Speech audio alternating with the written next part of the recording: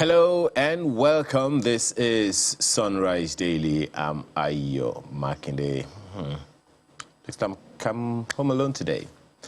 Well, one thing is sure, you will get value for your time that you're spending with us this morning. Well, just a few things that I would love for us to just think on together this morning. One of them is e-Naira. Have you got your wallet yet? Well, one of the things that's criticisms, if you like, that has come ahead of the launch of e-Naira, the digital currency of the CBN, first in Africa, as we have been told, is its user-friendliness or not. So what has been your own experience? That's perhaps a good question to begin with this morning. A number of people have been speaking about it, and there is a general, in fact, on is it QZ.com, I saw a story that says that shortly after its launch, Nigerians are already complaining. So is yours also a complaint? You may want to share with us, sunrise@channelstv.com. The email is right there on your screen that you can share with us. That's one thing. Another thing that I think we might also want to think on together is this coronavirus thing. Don't forget that, as we have been told over and over again, it's not yet Uhuru. It's still as killer a disease as one can imagine it is. So necessary precautions are still very, very, very important. If you don't know how to use the mask, please ask. Is it too late? No, it's not. What's important is that the needful is done. There is a lot of talk about getting the vaccine as well. Please go ahead if you feel, all governments all over the world, state government in Nigeria, federal government, have been giving us that counsel to ensure that we do the needful concerning that. So please do that, especially because it helps to reduce the possibility of vulnerability of death. There's a further conversation that which I think relevant authorities need to get ahead of and inform people about, is what the Lagos State government is saying, that look, there's the likelihood of a fourth wave, and that 2 shots may not even be enough. Someone needs to tell people exactly what we're dealing with here. If my second shot is not enough, I may need to get a 3rd shot and all of that. What's that all about? Perhaps people need to get some information about that as well, so that the fears are reduced. And as much as possible, the needful is done to ensure that we do not put ourselves in unnecessarily in harm's way. There is also that conversation that people have been talking about. Why should I take the COVID vaccine when we've been having malaria, over these years, and we've only just recently, found out that there is the likelihood of a malaria vaccine that can deal with the issues for me. So the questions are around there. Why should I? Why should I not? What's important for me? Get all the information that is necessary, but don't forget, everyone is advising that the vaccines should be taken, so please go ahead, go out there and do the needful in your own interest and in the interest of everyone that you love and you care about. Well, there are so many issues to deal with this morning on the program, so I'm just going to have to cut this short and go straight to the issues that we have lined up for you today. So let us take a look at our menu this morning. And I want to tell you, first of all, of course, the natural thing that we're talking about first is the Anambra election. That is exactly 1 week from now, and we've reached out to as many of the political parties that are contending, and we're hoping that there's a good number of them will join us this morning. We have some listed and hoping that even before the end of this segment of the program, we'll have more of them join us for the conversation. And then there is going to be a focus on COP26, which is about climate change. What exactly do you even know about this whole conversation around climate change? That's on the list this morning as well. And then The diving sector has huge potential. What are these potential? You want to find out in a very interesting conversation we hope to have with the chief diving instructor in Nigeria this morning, harnessing the diving sector potential. That is the third item on our agenda today. And WimBiz is 20 years old. Women in management, business, and entrepreneurship, they are 20, and we're having that conversation this morning, finally, on the program. And of course, we will be having our artist of the week, who is it? Is it a he or a she? Well, you'll find out in the course of the program this morning. In the meantime, while we take a song or two, grab your cup of cocoa or cocoa. Here is mine. I'll be back shortly. Well, there you have it. First item on the agenda, so to speak, the Anambra State Governorship election. Billed for today's 30, November 6th. That's exactly 1 week today. So by this time next week, the elections should be happening in Anambra State. And who better to speak with than the contenders themselves? Joining us from our Abuja studio this morning is the governorship candidate of the People's Democratic Party in Anambra State, Valentine Ozigbo. He joins us in our Abuja studio. Thanks for joining us this morning. We hope to have others. But thank you for joining us this morning, Mr. Ozigbo. First of all, how does it feel for you to be contending in this, to be a contestant in this election? I've often wondered how it feels for a politician to vie for office, so to speak. How does it feel running for office? I would call it mixed feeling. On one hand, this is really a very unique moment for our people, for the people of Anambra State, and I would say also for Igbo nation, whether to cling on to the dysfunctional past or actually start to think of rebuilding ourselves and hopefully catching up with the rest of the world. So this is an auspicious moment that can be a departure of the past and eventually seeing that we do the needful. So it's such a consequential election. And so it's a privilege, it's an honor to be so considered by not just the top party in Nigeria, but the most favorite, the most liked, the most acceptable to my people. So it's an honor. But on the other hand, it's overwhelming when you consider the burden that we're coming out to face, because you can see, I don't know if you've been, your crew are down there in Oka to see live what is going on. Almost everything that we had working for us under former Governor Peter Obi has gone into tatters. Today, the headlines are horrifying. Not just insecurity, the killings, legendary.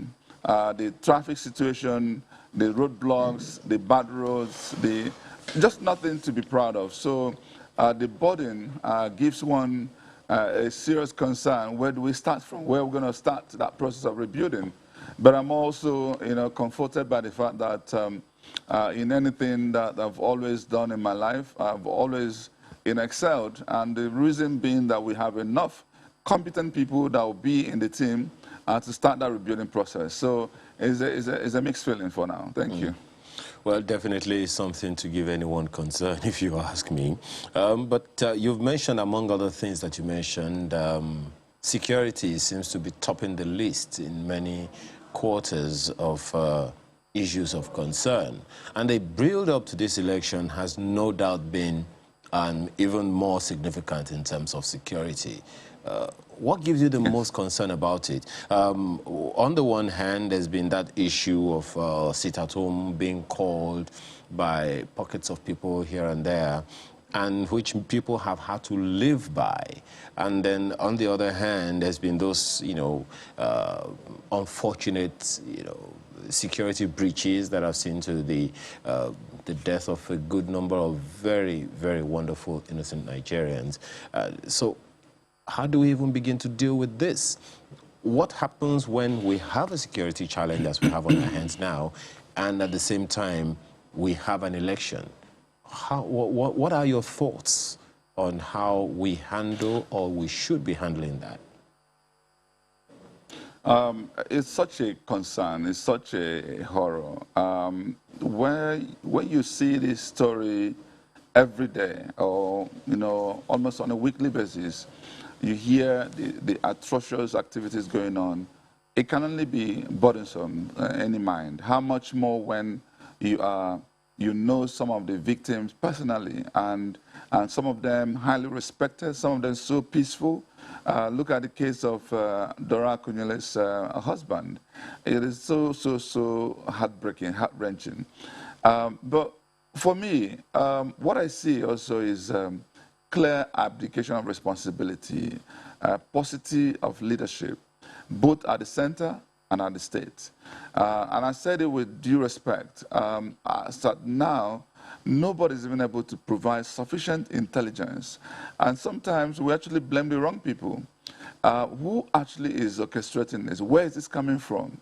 Why are we not having sufficient intelligence? And why nothing's going on in terms of how to bring that sense of hope? Let people know that, oh, okay, we're doing this. Don't worry, in this next few days and weeks, we need to deal with this in this manner.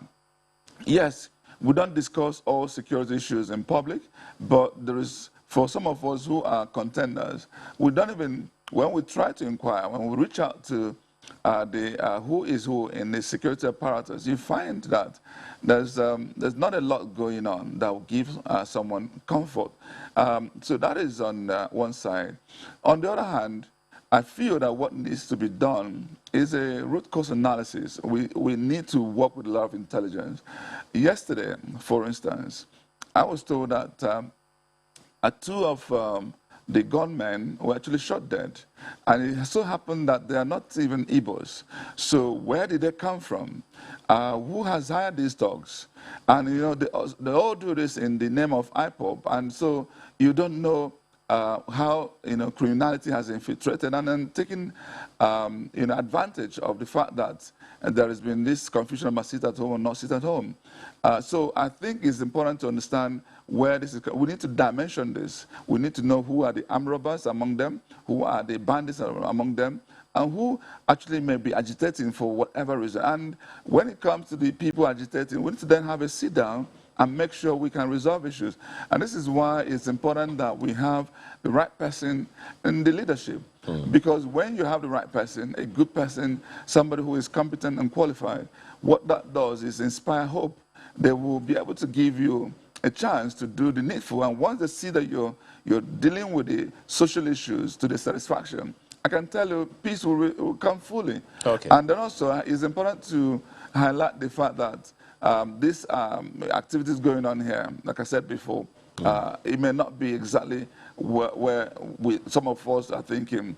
IPOB has said, sit at home. That was an allegation out there.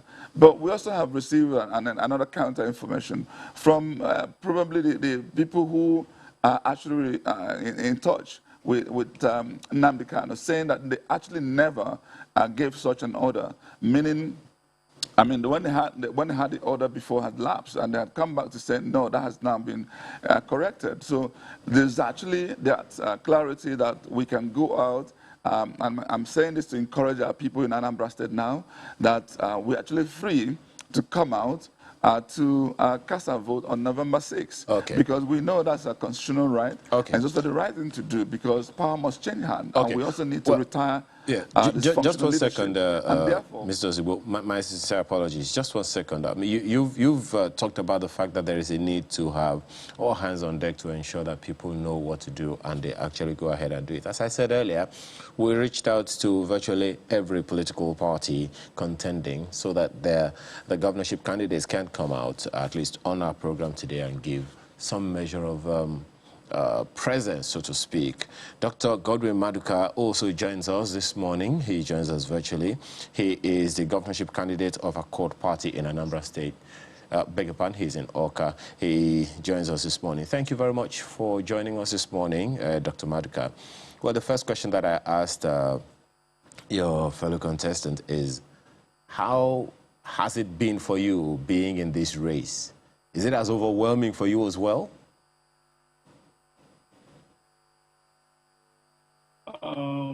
It's interesting. I mean, I'm new entrant into the political arena. So is my colleague. Yeah, it has been a journey that I never imagined.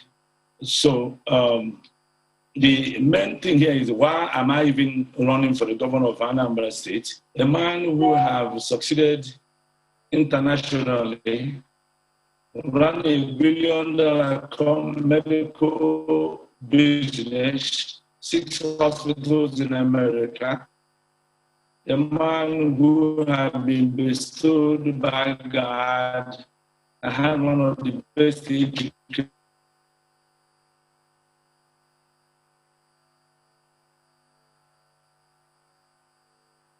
Oh dear. Well, hopefully we'll be able to have Dr. Maduka back. It's of course due to the technical internet hitch, so to speak. But back to you, Mrs. Ozigbo. The concerns that you have talked about, security challenges and all, those ones are there. And one of the things that we know is a responsibility of political parties as well as of INEC is that of voter education. Now, given that, you know, the security situation that as you talked about, is there quite significant in the faces of the people, one of the things that the political parties ought to have done or be doing right now is a lot of voter education. How educated do you think the voter is in Anambra State today, given the challenges on hand and the opportunities ahead choosing another governor? I think they're well enlightened. I will speak on general voter education. They obviously are very savvy. They understand quality when they see one. They know what the future may be if any of the candidates are given chance to become the next governor. And so it's easy. They're discerning. They're honestly fully aware. And otherwise, consider where I'm coming from. This is my first foray into politics. And today, if you conduct any poll, you will see that we are overwhelming favorites. So why would that be so? Because they've seen that we are known for excellence. We are coming with the right content of character, competence, and capacity. Also, they know that we're coming from the right party, a party they consider theirs. At this point in time, PDP is an overwhelming favorite in Anambra State. And then they also know that I emerged through a right process, the most transparent, free, fair process. And unlike the other parties, top contenders, we have the APC and ABGA, which I'm sure they're going to come on board to answer to them for themselves. But why would somebody who was relatively unknown now becoming the most favored? It's only because they are discerning, they know. But on the other hand, there's another voter education that we need to make, which is the need to encourage them to come out en masse. Despite the insecurity and the fear that people are trying to plant on them, they know that this You know, there's something we could say in Igbo land, "Aladro mabulu ndinze." When the land is not good, it's for the benefit of the chiefs. Because whenever they gather to break cool and the other, they take advantage of that to enrich themselves. And so they would actually treasure in getting the land unsafe all the time. So who stands to benefit when there's chaos? That's what we need to figure out. And so our people are fully aware. They know where some of these chaos may be arising from. And so with that, we need to now encourage them that, you know what, on the day of election, November 6th, there will be people, imagine, in all the 5,720 polling units. There'll be perhaps over 1 million people coming out on that day. And with that, with the restriction in movement, with vehicles that are unauthorized, not allowed to move around, with sufficient presence of security people, from police to DSS to army, it will be safe for us to come out from your own polling house to your own polling unit. You're not moving a long distance. You're not moving away from your distance. So with that, they should be encouraged to come out en masse, because we need them to come out en masse. We want this to be truly government of the people, for the people, and by the people.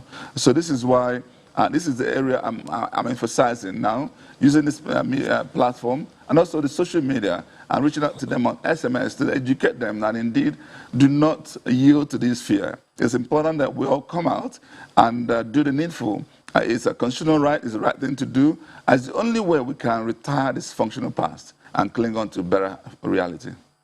I don't know if we have Dr. Godwin Maduka back in our conversation this morning, but as soon as we do have him, we will bring him back on. Well, still with you. Okay, I understand that we have him back on. So, Dr. Maduka, you were making a point about how overwhelming it has been for you. Please go ahead. Yes, I was talking that it's been overwhelming, and it's also been interesting and also gratifying. Now, everybody knows I was in the area of medicine and medical practice, and I'm one of the most philanthropists we have in Nigeria today.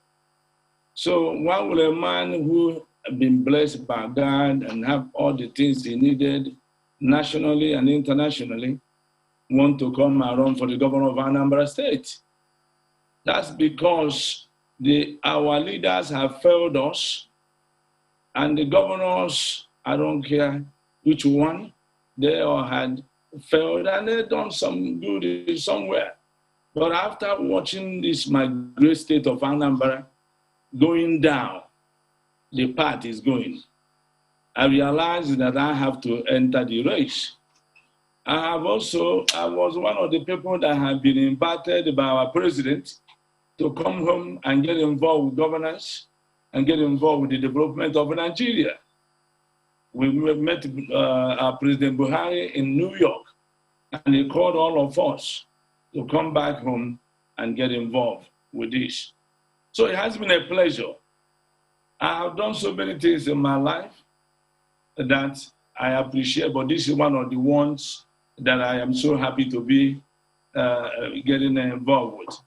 The idea of dealing with my people, going to town to town, from village to village. The latest one I did is getting on River Niger and getting on a speedboat and heading to Anambra West. On getting there, we have to use Okada to go to the other place, to where they actually live. Shows that these people have been marginalized. Why is it that since the inception of Anambra State, I was the only one, and I am the only one that have ever gone to those places to see how they live and campaign to them. I was in PDP. I was winning the election. Everybody in Anambra can testify to that. I was winning 80% of the statutory and ad hoc delegates. People were happy. And what happened? PDP decided to do selection instead of election. We went from getting the statutory and ad hoc delegates to cast the vote. But those people that think they will think for the Igbo people, they think they should think for Anambra. And I have invested more than any of the candidates in the primary election. At one point, they put some kind of law or trying to stop me from giving money to the people that need it. But they decided to do selection instead of election. And I ended up going to Accord Party. And I can tell you that 50% of the people supporting me are from PDP, there are some from APC, and there are some from APUGA. Because they know what I can do. My antecedents speaks for itself. I built everything that a state can have in my town. I built the tallest medical research building in the whole of Africa. I built hospitals in my home. I built churches, both for Anglican and Catholic. I have built roads and bridges.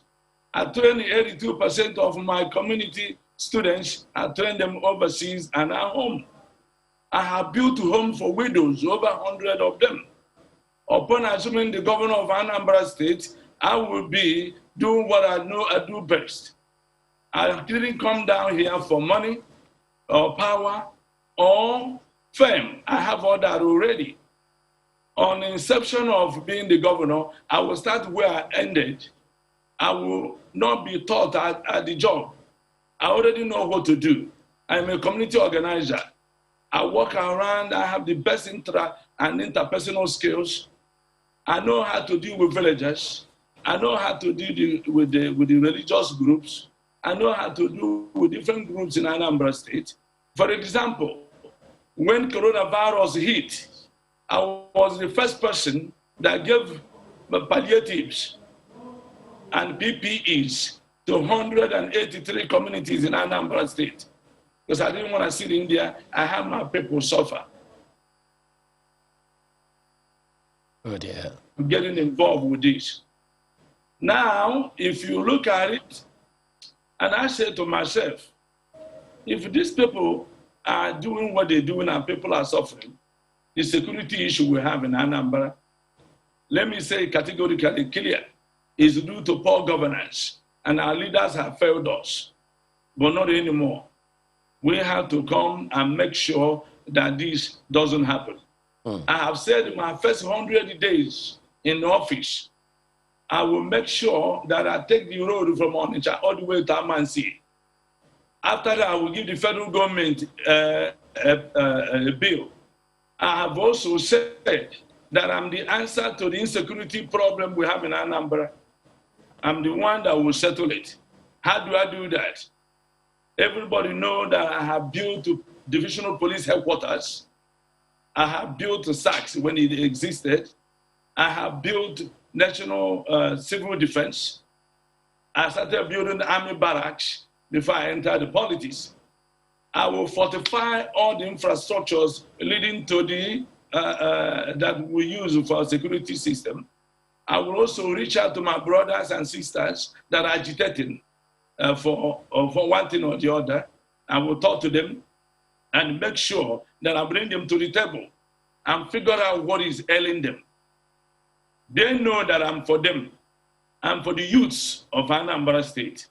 I employ more youth than anybody else that is running for this governorship thing.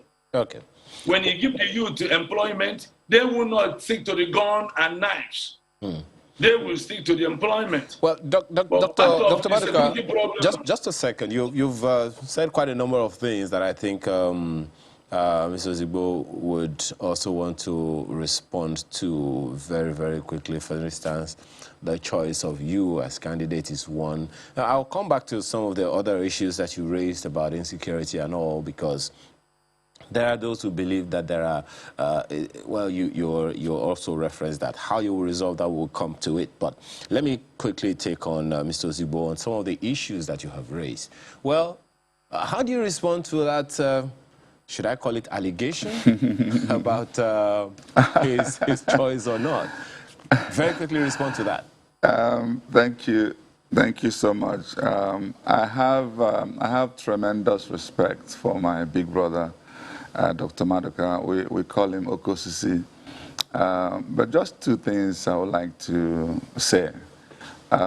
Clearly, he is a man who has done well in terms of his philanthropy and his ability to create wealth. He's done well there. I honestly give this to him. And I recall after I emerged as a candidate of the party, I actually went to him and I pleaded with him that indeed we will need those wealth connection in rebuilding Anambra State. The hospitals he has done built in the U.S. We need to have equivalent, more functional in Anambra State. He has built what I call a superstructure, but we're yet to see Anambra move on to become a tourist site for health reasons. Clearly, a lot will need to be done to infuse energy and process and system into what he has done. And this is where government and private people can come together. So I honestly feel we can do a lot, leverage a lot with what he has. And so I went to him. But there's something he has said about PDP's primary, which is clearly untrue. And with due respect, I'm choosing my words carefully because I know I will need him when I become the next governor. So I'm going to be careful in choosing my words. PDP was headed to primary on June 26, and we had an order from the High Court, which was instituted by our brother as well, Chris Oba. He knows. Chris Oba got a judgment that was in his favor, more like repudiating the Congress that was done in 2017 that elected Ndubisi Nwobu team. And we believe that High Court acted in error. But what PDP did was, in the interest to be safe, it was necessary to now dissolve the ESCO and not use the other ESCO that Oba was. The essence of this is, if they had gone ahead to go with work with Oba's faction, it would mean that if in the end the appeal or Supreme Court notifies that, then PDP wouldn't have a candidate. If they go ahead to use Ndubisi Nwobu team and the same thing happened, we wouldn't have a candidate. So what they did was to basically dissolve and decided to use automatic delegates. And who are automatic delegates? These are also in the constitutional provision of PDP. And so what PDP did was to use former governor, former House of Reps member, former senator, all these former, they are in the statutory right to actually conduct the election. And you know what? Both of us are fully aware that we know who the people who were the biggest of the voice in the bid to ensure that the people they consider theirs were part of that team of 218 people that were put together as eventually we called it super delegates, but the right was actually automatic delegates. So anyway, we got into Dora Akunyili Center. The current deputy governor of Edo State was presiding, and right there he put out a question here: does anybody have any objection here? And some people took up microphone. I remember Senator Kunife made a comment. Dr. Amado, Dr. Obiora Okonkwo also made a comment. In the end, we said, let's go ahead, meaning everybody became comfortable with the process. And so we started, both of us were even exchanging banters. We were there all through the period. We were, for me, I was calm all through. Finally, the result came out, and I won. And I recall him standing up from his chair, giving me a hug to say congratulations. I recall other people saying the same thing. But over time, when they reflect, oh, they didn't win, I can understand why they can drink, Anyway, he has joined another party, so he must justify that. And guess what? People have challenged this in court, and Supreme Court has decided on it. So there's nothing to talk about the process of PDP. It's actually the most transparent, freest process anybody has ever seen in Anambra. It was even live on TV. It was live on channels. It was live on AIT. So there's nothing anybody can say about it other than to say, well done, Valentine, for beating such big gladiators that you're seeing here. So you see how much, of course, it's also a way to tell Anambra, money is not really everything. there's a lot to it. We're talking about the entire package. Who has got the right level of emotional intelligence to manage the sensitivity? Who is able to come low?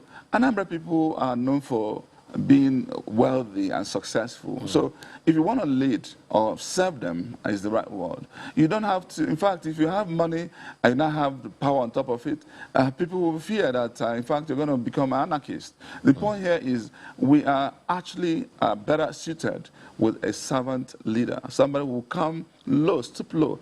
That is how P2B was able to do magic in Anambra State. You don't have to contend with people at the high top. So I'm not here for money, I'm not here for fame, choosing the word he has also chosen. I'm here because we need to leave a legacy. I'm here because we need to rebuild Anambra. I'm here because we need to inspire professionals in politics. I'm here because we need to change the narrative of our story as a black people in the world, using Anambra as an example. So we actually want to set a new standard in governance, and I'm here to build a team in getting that done. And I can promise you, I'll do whatever is possible to have Dr. Maduka on that team. Since you, I mean, you have already cited that, I mean, he's done quite a lot of things himself in the party, and you also cited, well, in the state, and you've also cited the example of Mr. Peter Obi, and you said that money is not everything, but money is quite something.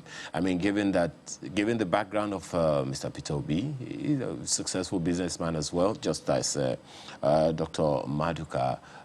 So having money and power only helps as opposed to make someone an anarchist. So if you cited the example of Mr. Peter Obi, how does that differ from Dr. Maduka? Just asking. Humility, interpersonal skill, ability to reach out, and talking to people like they matter, showing respect and courtesy, irrespective of class.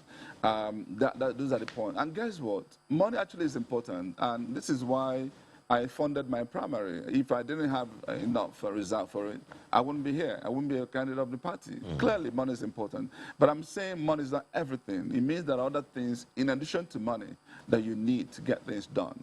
So it's not about who has the most money. Because indeed, within the 16 aspirants we had then, there are people that may even be contending with him who has more. It's not all that's important. Who is a good man that Anambra people will trust to deliver? Okay. It goes beyond philanthropy. Okay. That's just the point I'm making. All right. Well, Dr. Maduka, you've heard him, and I'm pretty sure you may want to respond to a thing or two. But in order not to bicker over, you know, who is better and all of that, I think we should just be talking more about what are the things that you both have to offer the people of Anambra. As I said, we have reached out to every party that is supposed to be a part of this election come next week, Saturday. But unfortunately, well, incidentally, we only have these two with us now, the governorship candidates of the People's Democratic Party and Accord Party. So, Dr. Maduka, what is it that you would say stands you out, aside from philanthropy and the things that you have done for the people of Anambra before now? I ask that against the background of some of the things that you've heard Mr. Ozigbo say, and so many people are probably not sure yet how they are going to respond to. They're going to choose who to vote for, irrespective of whatever sentiments people may have expressed to you. So, what is it that would make you different as a governor in Anambra State? Why should anyone vote for you? Do you hear me? Hello? I can hear you. Go ahead. Okay, thank you. Thank you. The Wi-Fi is unstable in Oka, but please, my friend and brother, younger brother, Ozigbo, have said a lot. He knows, he have occupied most of this conversation. I'm more humble than anybody. He's talked about humility. I know you're choosing your word correct, but be careful, man. And the number of people know I'm the most humble guy you've ever seen. I'm still the most educated politician in Nigeria today. But it doesn't stop me from mingling with the people at home. He knows how he got selected. he worked so hard with him. It was a decision between him, me, or Ekunife. At the last hour, I know, and if he keep talking this way, I will expose everything to the whole world so that we know how he come to be. So, my brother, let's leave it in there. I am the best fitted to be the governor of Anambra State. He is a good person with numbers, okay? But I am a good person with health, a community organizer, infrastructure, building what we need in Anambra. Nobody should ever talk about humility when it comes to me. Okay? Yeah, we cannot keep going there, but everybody in Anambra State know that upon becoming the governor, which I'm going to be, that I will continue what I have done. I built a high court, I have built police stations, I have built roads and bridges, I have done social welfare all over Anambra. I deal with widows. I have run a $1 billion company in America, so I'm a businessman. I know how to deal with individuals. I know how to do what most of them don't do. One brother Val knows the truth that I am what Anambra need now. Okay, Dr. Maduka, let me ask both of you. I'm going to ask you this question, but let me begin with you, Dr. Maduka. What's the your favorite criticism? Let me give you a background to that. I think it was in the late 80s into the 90s that former head of state, military president Babangida said, of all the criticisms that he was ever called, he preferred the evil genius because of its contradiction. So if you would look at some of the criticisms that people have expressed about you, what would be your favorite and why?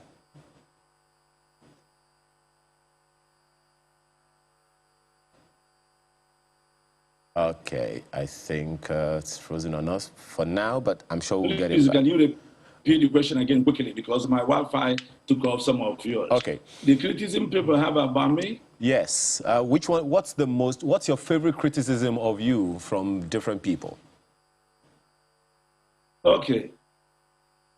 You know, before I became a politician, I was the legend in Anambra. Before I became a politician, most people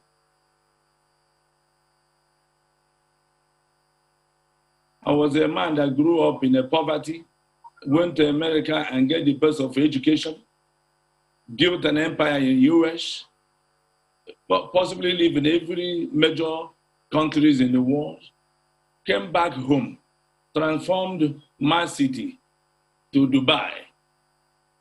That's why they call me Mr. Evidence. You cannot build all those things if you're not humble. I am a Christian to core. I believe in my faith. And arrogance and not being humble favorite discipline is not part of my You've faith. not told me what your favorite criticism is. Well, to be honest with you, I'm still wondering what my favorite criticism is. Do you have anyone, has anyone criticized you for anything?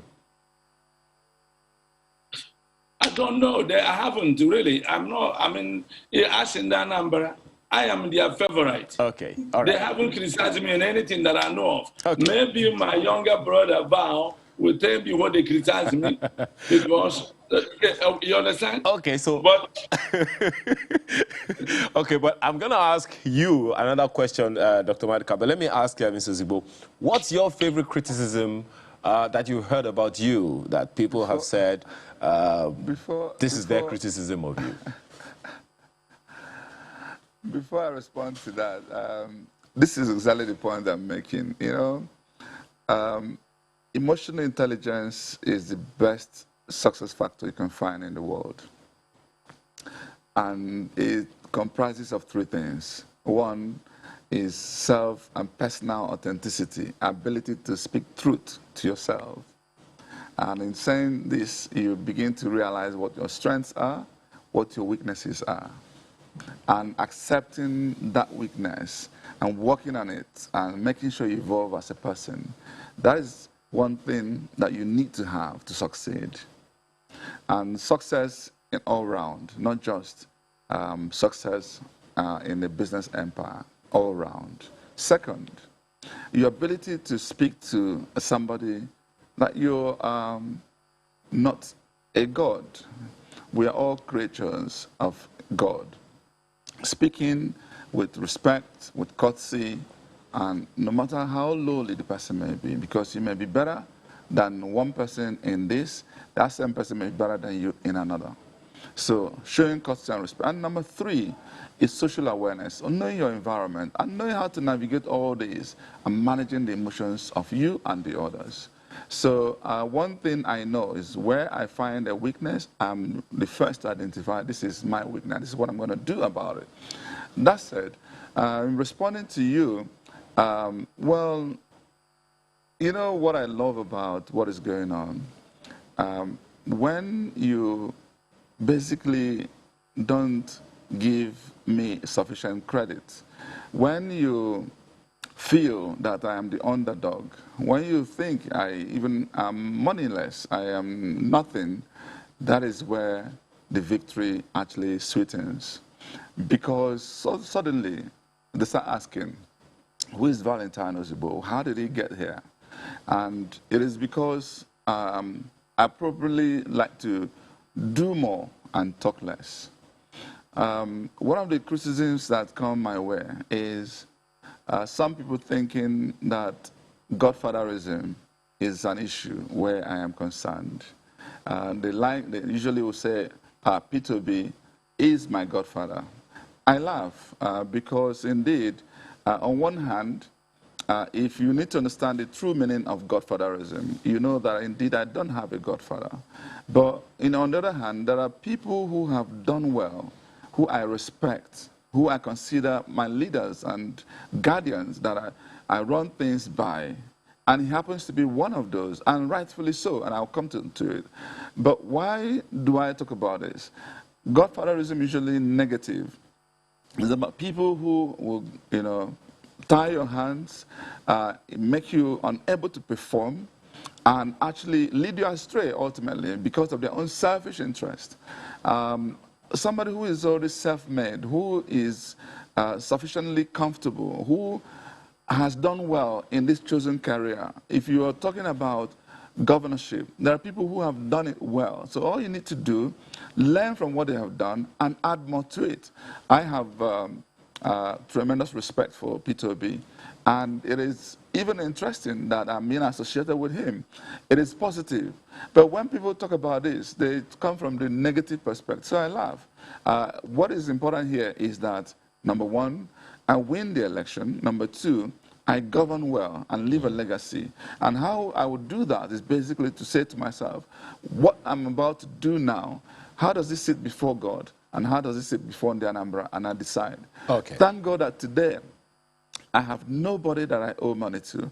I have no bank that I owe money to. And yet, I've been able to spend this amount of money on primary election, of course, within the electoral law, to ensure that I emerge as a candidate of the most favored party.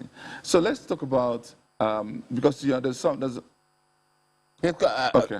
Go there, because I was going to ask, what is it that is going to mark your government, out? What is it that the people of Anambra State, in the Anambra, as you say, would say, this is the reason that we would prefer Ozigbo as our governor from after this election? What is it that's your vision or your mission for the people of Anambra State in particular and the indigenes of Anambra in general? My dear friend and brother, I must tell you this. Anambra is such a unique state where we have everything. We have the people, we have the intellect, we have the resources. But what we lack is quality leadership driven by competency and a culture of continuous improvement, where we start to evolve across things. I want to take on Anambra and show what governance is all about, just like I've done in everything I've ever done. I am known for excellence. From primary school, secondary schools, university. If we are going, my sincere apologies for butting in, but if we are going to talk to specifics, just a second. If we are going to talk to specifics, yeah, what are those things that you would say specifically? These things I will do. There are three approaches we are going to imbibe on this governance process. Number one, we've identified clusters in Anambra State that we want to turn around, make more functional, and use as landmark to show what is possible. Onisha cluster as a true commercial hub, Nnewi cluster as a true industrial hub, Oka cluster as a true state capital with all the ecosystem of education and healthcare. Anambra cluster to show what agriculture can take us to, moving up to export, and Old Agota Union cluster to build a technology hub to help transform and solve our problems. And we move on to sector approach, where we will identify sectors that are going to be impactful in helping us to touch the lives of women and youth, providing jobs and ensuring that we create the right ecosystem, whether in sports, entertainment, in commerce, and what have you. Okay. And in this, focusing on the two major things that be developed, which is security and roads. And also using partnership to drive this. Partnership, that three sectors want to focus with partnership. Anambra people are known for their wealth. So how do we leverage this wealth in solving an Anambra problem? And that's why, for instance, I say, if I see a philanthropist, big man like my good friend and brother, doing stuff, I will come to him, match what he's doing with government resources, use that to drive competitiveness so that people will start to compete with the right things, not the number of cars you have, number of stuff you've done, but what you've been able to do with the community. Let's democratize this across board. Well, let me allow him. Education and health. Yes, you've spoken, the things that you have in mind, talking about the clusters and all. But let me speak to Dr. Maduka as well, as to his plans for the people of Anambra. You've heard him speak specifics of the things that he intends to do for the people of Anambra if he becomes, or when, as he says, he becomes governor. And you have also said when you become governor, not if. So when you become governor as well, what are the things that will make your government impactful? And why should people vote for you? What are the things you will do specifically, developmentally and otherwise? I hope the people of Anambra is listening, and the people of Nigeria, everybody is listening. It's not about what I'm going to do. It's what I have done. I have run what they call pilot program. I know what to do for the Anambra. I am the man with the greatest antecedents. Anybody who is mistakenly saying that running a multi-billion naira philanthropy doesn't have organizational skill, doesn't have the humility to do that, that person is mistaken. Now, I'm not here to put anybody down. The Anambra knows that I will continue the same thing I have been doing before. In every area, from health, I have done it, to agriculture, I've done it, to education, I've done it, because I have built elementary and secondary and adult education, giving people scholarships. Social welfare, I'm number one. I take care of people all over Anambra, giving the widows and the elderly, taking care of them. I was the one that keep talking about area of transportation, which I have done. I imported a lot of equipment from Houston, Texas, and used it to build the roads that goes all the way to Imo State from my town, all the way to Abia State from my town, and Enugu State. I have invested in all these places as well. In the area of education, I said that I will build 21 satellite campus all over 21 local government area so that people will get access to Dr. education. Malika, just 1 second. How do you respond to people who say that you have been doing all this philanthropy because you wanted to get into politics and become governor?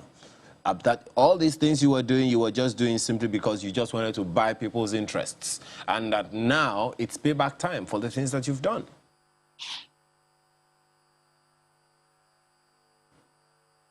Oh, thank you, God. And thank you for that question. I never had interest in government. as I'm getting to be the next governor, I'll be one person I don't want anybody to pay me because I don't need to be paid. Let the world know I was, and I'm still more famous than any governor ever created in Anambra State. That's not about not being humble. But I know that I had no interest. But when things are going wrong, in Igbo land, they say, people don't stay, ewu anaghị anọ n'ọgbụ. So the okay anaghị anọ n'ọgbụ, ewu amụọ. Okay anaghị anọ n'ụlọ, ewu amụọ n'ọgbụ, which means you don't sit at home and you go to die giving birth. Okay? So when I see what is going on in my dear state, the state that produce Azikiwe, produce Ekweme, produce Ojukwu, the state known for their big things, all over the world, go look for Anambra, we're making things happen. I am #1 paid doctor in the whole world with triple professorship from Harvard. What do I need governorship for? But I can't just sit in there and see things keep happening so bad. I spend billions of naira, millions of dollars. I have invested more than 80% of my personal earnings back here in Anambra. I'm not restricted to my town. So anybody that said I'm doing that to be a governor, I do not aspire to be a governor, but I aspire to do work for my people. I don't aspire to something that I don't, but I need to work for the people of Anambra and put this insanity together. Enough is enough. Now, people can be trying to aspire to be a governor. That was never my aspiration. I have done more than what governors can do internationally. So whoever give that in, just tell them that I did that because I was a poor child that grew up in the village and tested the poverty. And now I'm giving back to the community. Well, gentlemen, but I have to go into governance. Yes, I do get that, and I'm sure so many people have heard you as well. We can only wish you both the best, you know, as you go to the polls next week, Saturday. Dr. Godwin Maduka is governorship candidate of a court party in Anambra State, as well as Mr. Valentine Ozigbo, who is governorship candidate of the People's Democratic Party in Anambra State. 1 week from now, Anambrarians will decide who is next governor. Gentlemen, thank you so much for your time and your thoughts this morning. So Sunrise Daily is, beg your pardon, Sunrise, yes. I'm not wearing a tie today. Sunrise is back right after now with another topic. Do stay with us.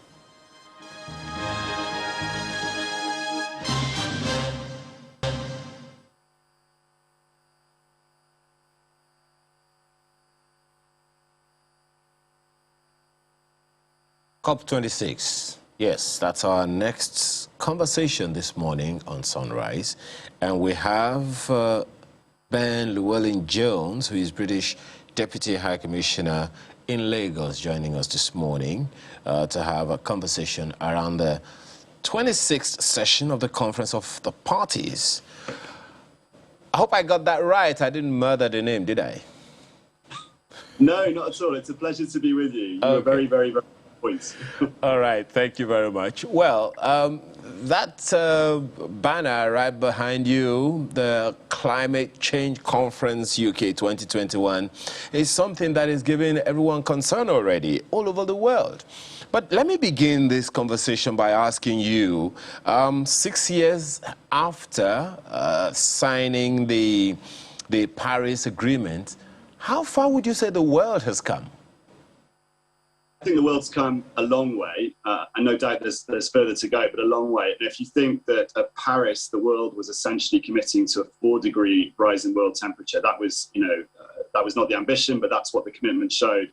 What we're seeing as we head towards COP26 is much, much closer now to that 1.5-degree rise that, although dangerous, is still within manageable limits. So we're bending the curve each time we put pressure on, and COP26 is going to bend it still further, we hope. Cool. According to reports and the plan, but this is the 6th year, postponed last year due to, of course, COVID-19. In terms of the articles, the 29 of them, which one would you say countries all over the world are battling with the most? that's a little more difficult, or perhaps most difficult for nations to contend with? Yeah, I think most of the question, I mean, I think it's really, I think it's Article 6, isn't it, which is around rules around financing, which are particularly difficult. And understandably so. I mean, one of the key ways in which we make those climate mitigation targets to reduce carbon emissions real and to help countries adapt is to create the climate finance needed. And the rules around how that climate finance is accessed and spent are crucially important. So that's a big part of the negotiation to come over the next 2 weeks in Glasgow, as well as, of course, showing that we're raising the climate finance to $100 billion a year that's needed. And again, we've gone a long, long way towards that, and we can say more about it, but huge strides since Paris to make that real. Perhaps that also speaks to the partnerships that need to be formed by governments. One of those crucial issues is that of financing, how countries are supporting one another. How far would you say we've come with that?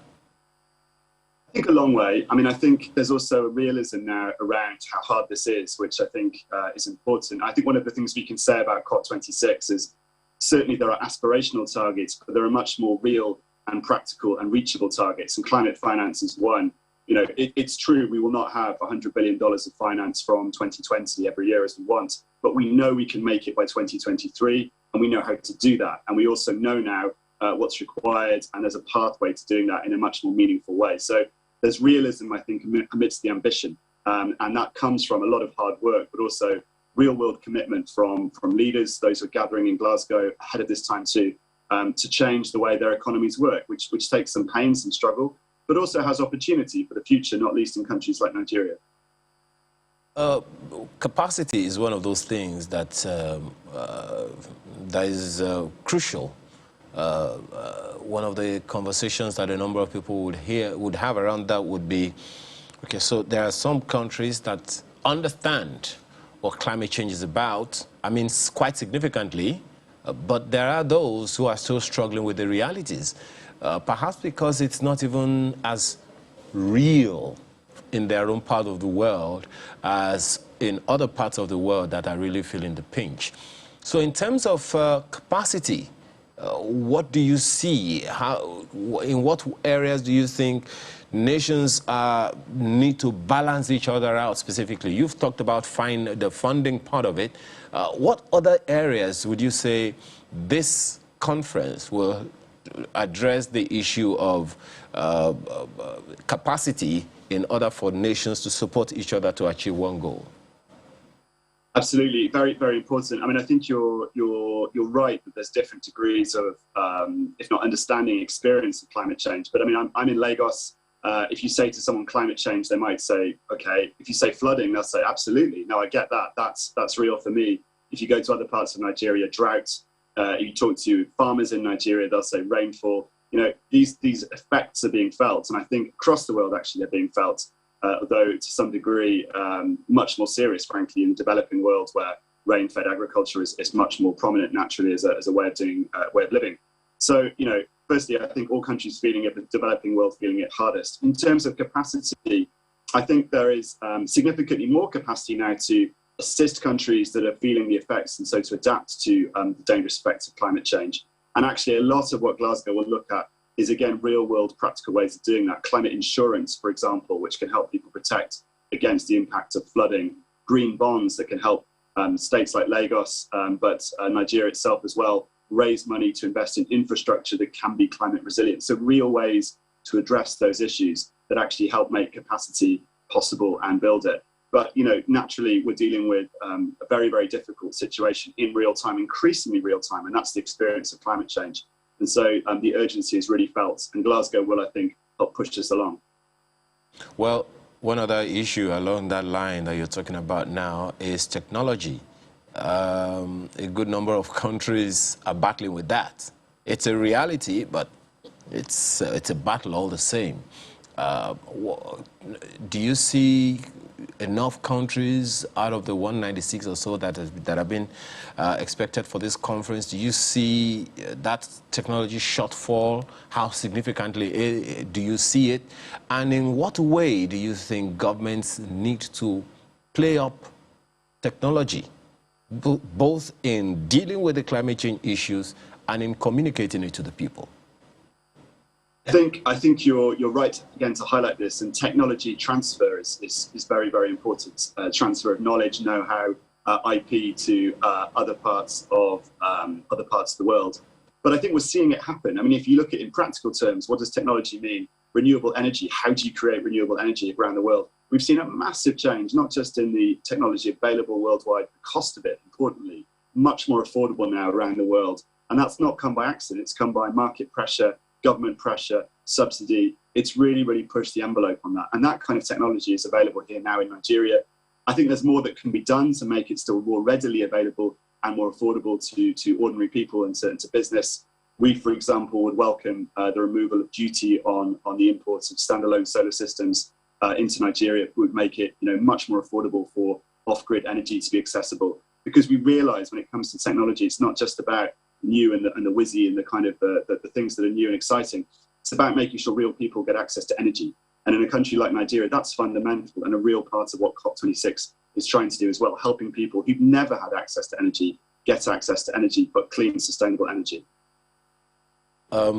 There's something that you said earlier that I think we should give a little more attention to, since a good number of people are watching this now, and a sizable number of people understand what climate change is about.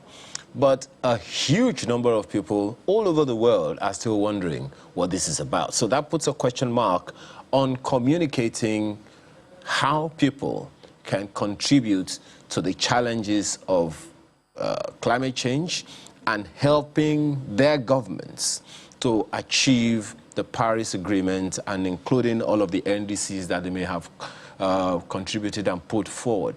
So in communicating climate change issues to the average citizen of any country all over the world, what are the things that should be put out by the governments and by environment activists?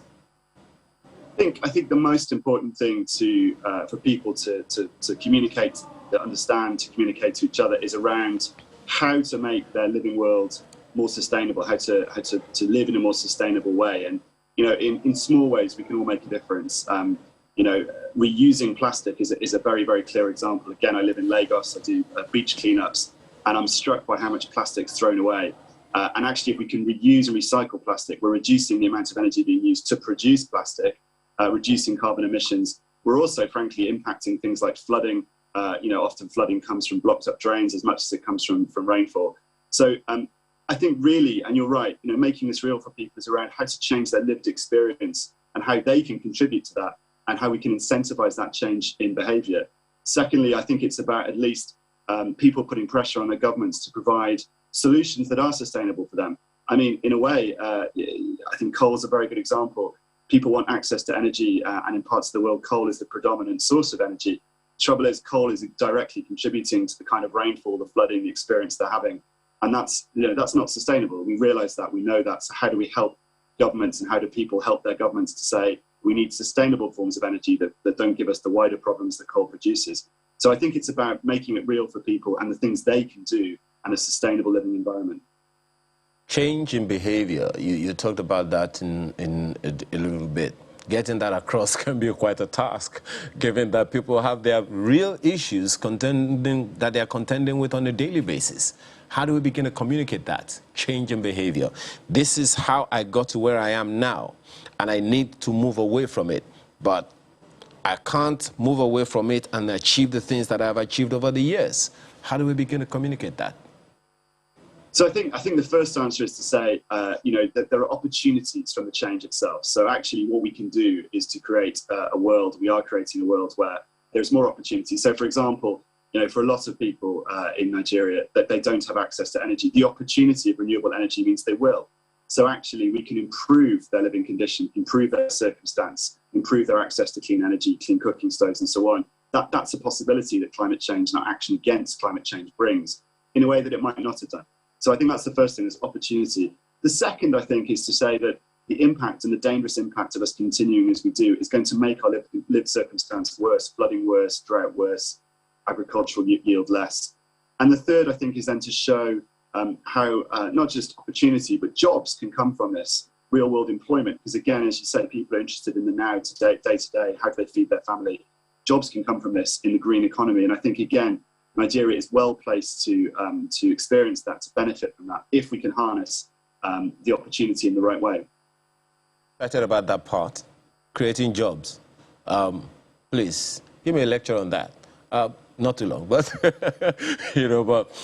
because, I mean, people want jobs, right? People want, employment created, and every part of the world, every country in the world is having its own fair share of unemployment issues and all of that. So if this climate change campaign can help people to get jobs, help governments to create employment for people, maybe that should be an issue that every one of them should be talking about. What are the advantages that governments need to pay attention to as we progress towards this next conference?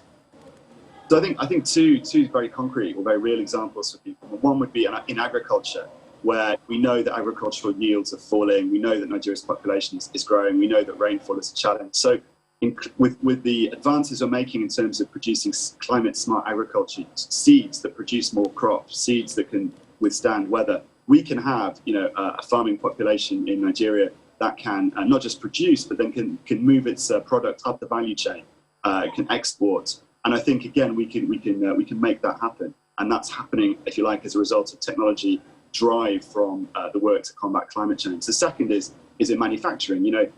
It's not the case that only China or other parts of the world can produce solar kit. Why can't Nigeria? There's a real opportunity to produce renewable energy and the kit that makes renewable energy, both for use in Nigeria, where it's so badly needed, but across the world. And I think, again, that's a real opportunity we'd like to drive forward and are working with the Nigerian authorities and private businesses to do. So I think jobs can come. And again, it's about helping people to realize and to get those jobs. Do you see policies that need some tweaking to achieve this goal you have proposed? I do, and I think that's possible. And again, across the world, these are economy-wide changes. So I'm sure in Glasgow, how to do this in a way that protects people means that the transition to low-carbon energy can be a just transition will be discussed. And that's a real issue here in Nigeria. But some policies could change. So I mentioned the one on duty on solar kits on domestic use. At the moment, you do pay duty as you import your solar kit, your standalone solar system for domestic use. I think if that duty was removed, we'd see a massive take-up, a much bigger take-up at least, in how people want to use solar energy in Nigeria. That would be great. I think the second, and I know it's difficult, and I understand many of the complexities around it, perhaps not all, but the fuel subsidy itself, that's not an incentive to move, I think, at the moment to lower carbon forms of energy production. We should look at how to phase that out, I think, and to do so in a way that, again, allows for just transition for those who'll be impacted most. I think, thirdly, we want to create an enabling environment for all businesses in Nigeria, but I think and we can look at some of the policies that can help to do that, but I think it's really important to speed the flow of goods, for example, coming into Nigeria, not just solar kit, but other goods too. That can help stimulate manufacturing. I think as well with infrastructure, it's not just about energy, it's about roads, making sure, again, that people can get their product, their climate-smart agricultural product from wherever they are to Lagos, onto a ship, out to wherever they need to do. These things don't happen by accident, and government needs to create the enabling environment. And, we're working with the federal authorities and state authorities to do that. They take time, I know, but it's important we keep trying. Well, we can't wait for you to get the results because everyone wants answers. Well, there was something you talked about the other time. You talked about funding. It's just one of two of the most important issues that stall success at these climate conferences, the second one being trust. So how do you think trust can be built, especially from developing countries who believe that this climate solutions will prevent them from developing using available resources in their countries? It's a very, very good question. I think trust and transparency, those two issues, are two of the most important things we're trying to achieve at COP26, which is why we're making it a physical COP, bring people together even in these difficult times, because we know that trust is often best built by connection between people, being able to look at each other and say, is this for real? I think importantly, when it comes to the finance side, showing that money is actually available. The UK has made a significant pledge 11.6 billion UK pounds available at least between 2020 and 25. That's a ceiling, not sorry, that's a floor. That's a floor, not a ceiling, in terms of our climate finance commitment. So I think developed countries have to show, we are showing that money being available, being spent. I think that helps build trust actions. I think the second thing is also showing our own decarbonisation in the developed world. And again, the UK has made a massive push towards that with our net zero strategy, first major economy to really produce the most sophisticated developed net zero strategy. And again, I think the pressure we apply to get more developed countries to do that will show developing countries this is not something that others are avoiding and asking others to take action on their behalf. And then thirdly, that we show we're committed to addressing the concerns developing countries have around energy access, for example. If we're saying, gas should be a transition fuel, not a fuel that's used forever, show us how renewable energy can replace that. And I think the onus is on us to do that in a way that makes sense, and we are. But trust comes from the actions that we take. That sounds like more opportunities you're talking about there. But, you just mentioned net zero right now. So there's that conversation, that's contest, if I can use that term, between net zero and real zero. On the one hand, maybe countries are saying that net zero, perhaps considering using economic considerations. But environmentalists are talking about real zero emissions. What's the difference and how far so far? What are the things that need to be put in place to achieve either? Which one is better for us anyway?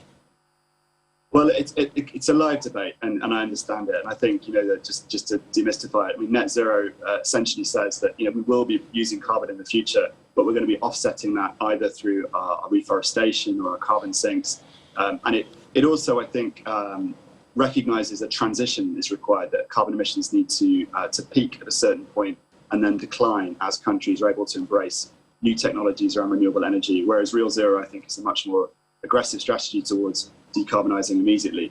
And I think for us, not just the UK, but I think for us and our partners, we recognise the real world impact on people, those people watching, listening, to making radical changes very, very quickly, not least in the developing world. So I think it's about how we can do those changes in a just way, and also, to be honest, expecting new technology to help us to make those changes real and meaningful. And one thing that's been shown, I've said it, is how our work, our action to tackle climate change has driven technological advances. It really has, and I think we're going to see that accelerate again as we see financing pushed away from fossil fuels and towards renewable technology. So, we believe net zero is the right approach, not just for the UK but globally, because it helps make that just transition more possible.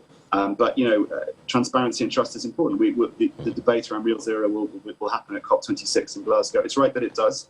People need to have their view and have their say, and we hope they do so. And we make progress. That's the key thing. Well, what are some of those? I'm looking for the right word now. Maybe political or diplomatic eggshells that need to be managed in the build-up to this conference.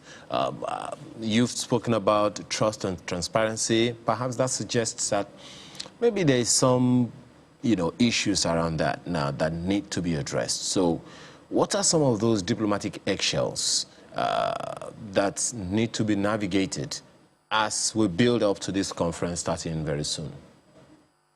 So I think trust and transparency are at the heart of it, and I think as I am a diplomat, but I often believe that the best way of getting these issues resolved is to get them out in the open. I think trust is a key one.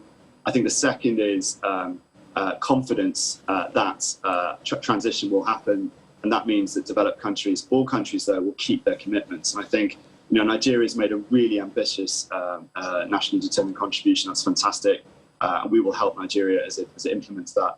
China, India, the USA, the European Union, the UK need to keep our promises. And I think that's really, really important. And we're committed in the UK to doing that.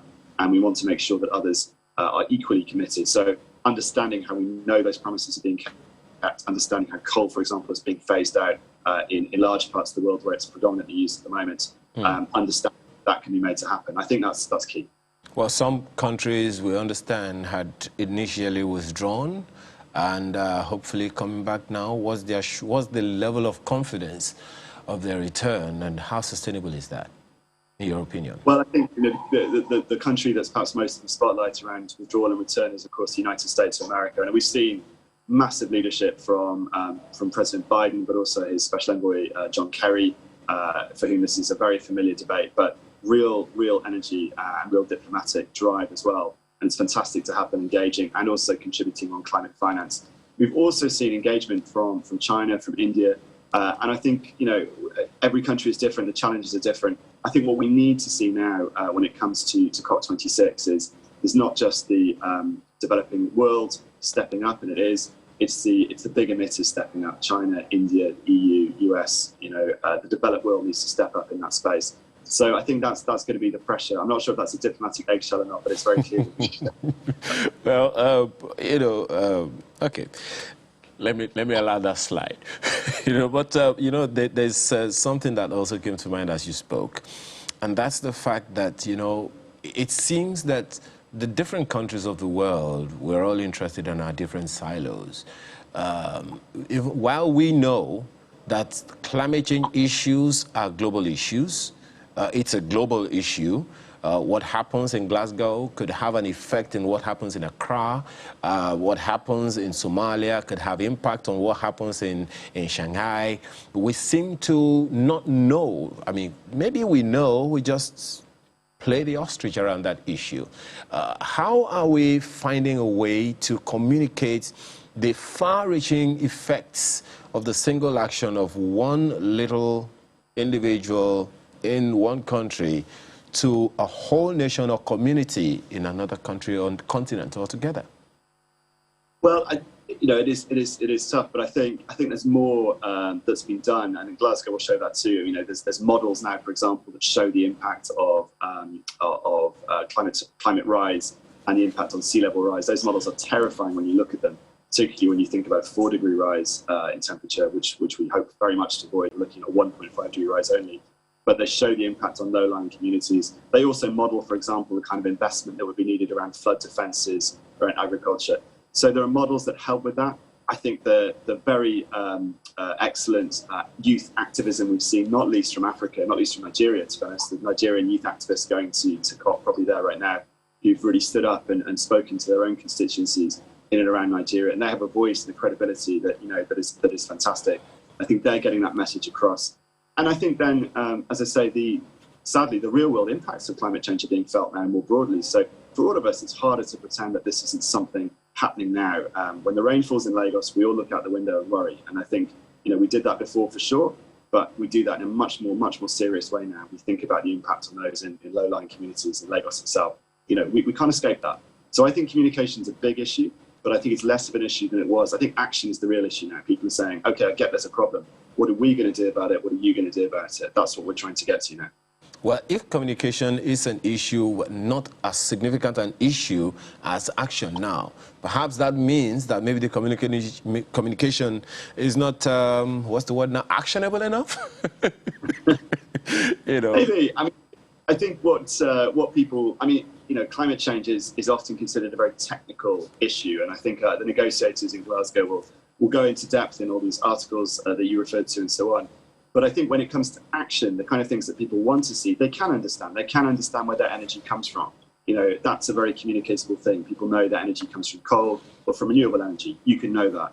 Okay. They can understand that the plastic they're using is single use or not. So I think getting the message across for people and people getting the message back to their leaders is doable. They don't need to understand the articles. That's not the problem. It's about what we change. Mr. Llewellyn-Jones, what are the implications of not taking climate change actions now? What are the implications in the next 5 years, in the next 10 years, in the next 20 years, in the next 30 years? What are the implications? In the models, as I said, the models are terrifying.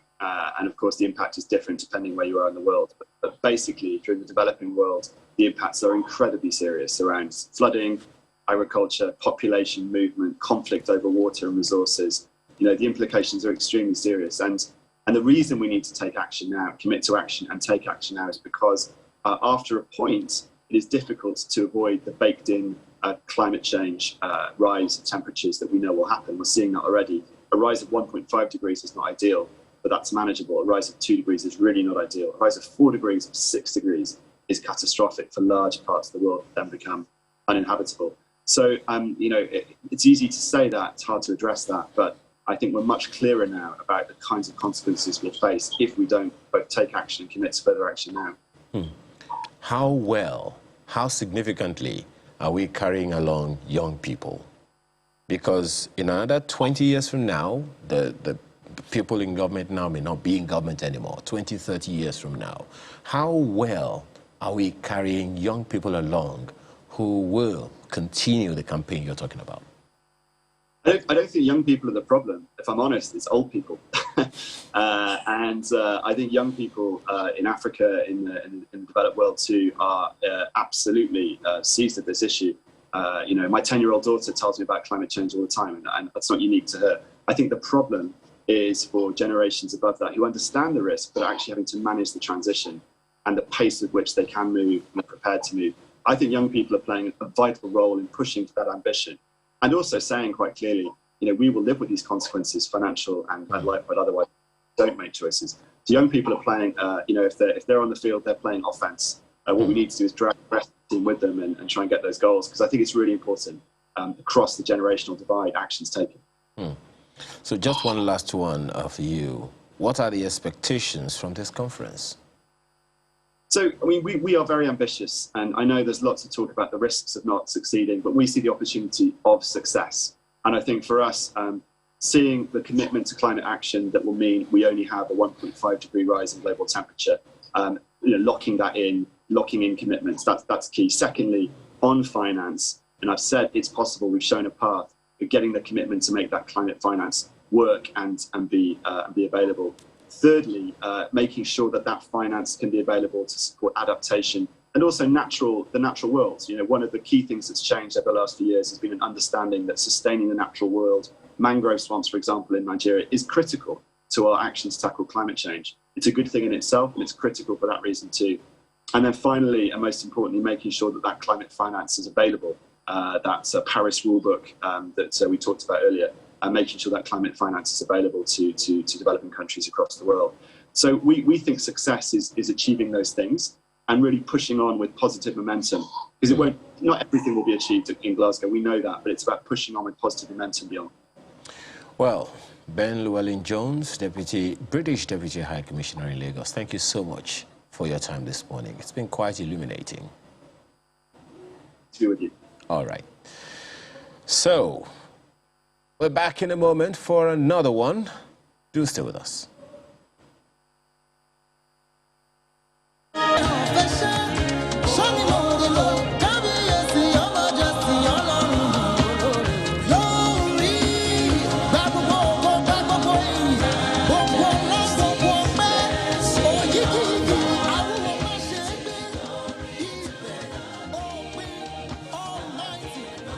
Well, that's it. That's the next item that we are looking at.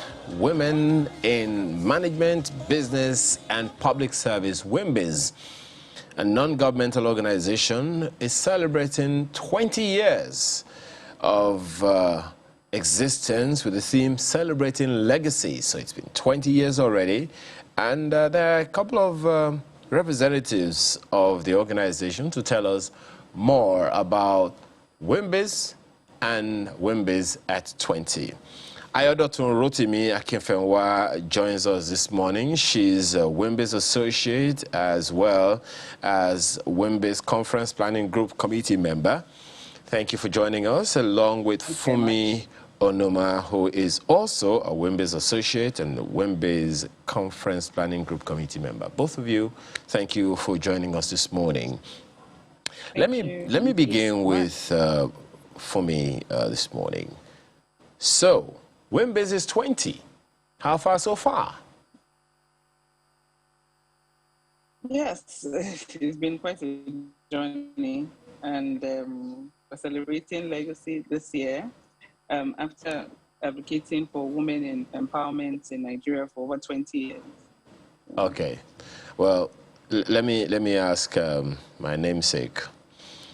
Okay, so it's 20 years already, and the questions are there around how far so far, women in management, business, and public service. There's been some evolution over the years. WimBiz. WimBiz. Absolutely. Yeah. In the last 20 years, so much has happened because there's so many things to say, but in the last 20 years, we have covered and impacted over 200,000 women, collaborating with local, international, public and private sector stakeholders, to inspire advocates, connect women, around Nigeria and beyond, So it's been quite a journey. A lot of women have so many testimonies, and we're looking forward to sharing them at the conference and all the line of programs ahead of the conference. Well, you said there's a lot to talk about, so I'd like to hear a few. First of all, so we have several... Just a second. I'm interested in the early years. Let's begin from there. So some people don't think, 20 years. Didn't they just start how many days? So what was it like in the beginning? That's why I said there's been some evolution. Or was it at the beginning, and then how far so far? Okay, so in the last 20 years, from the very beginning, it's so interesting. I always love to tell this part of the story.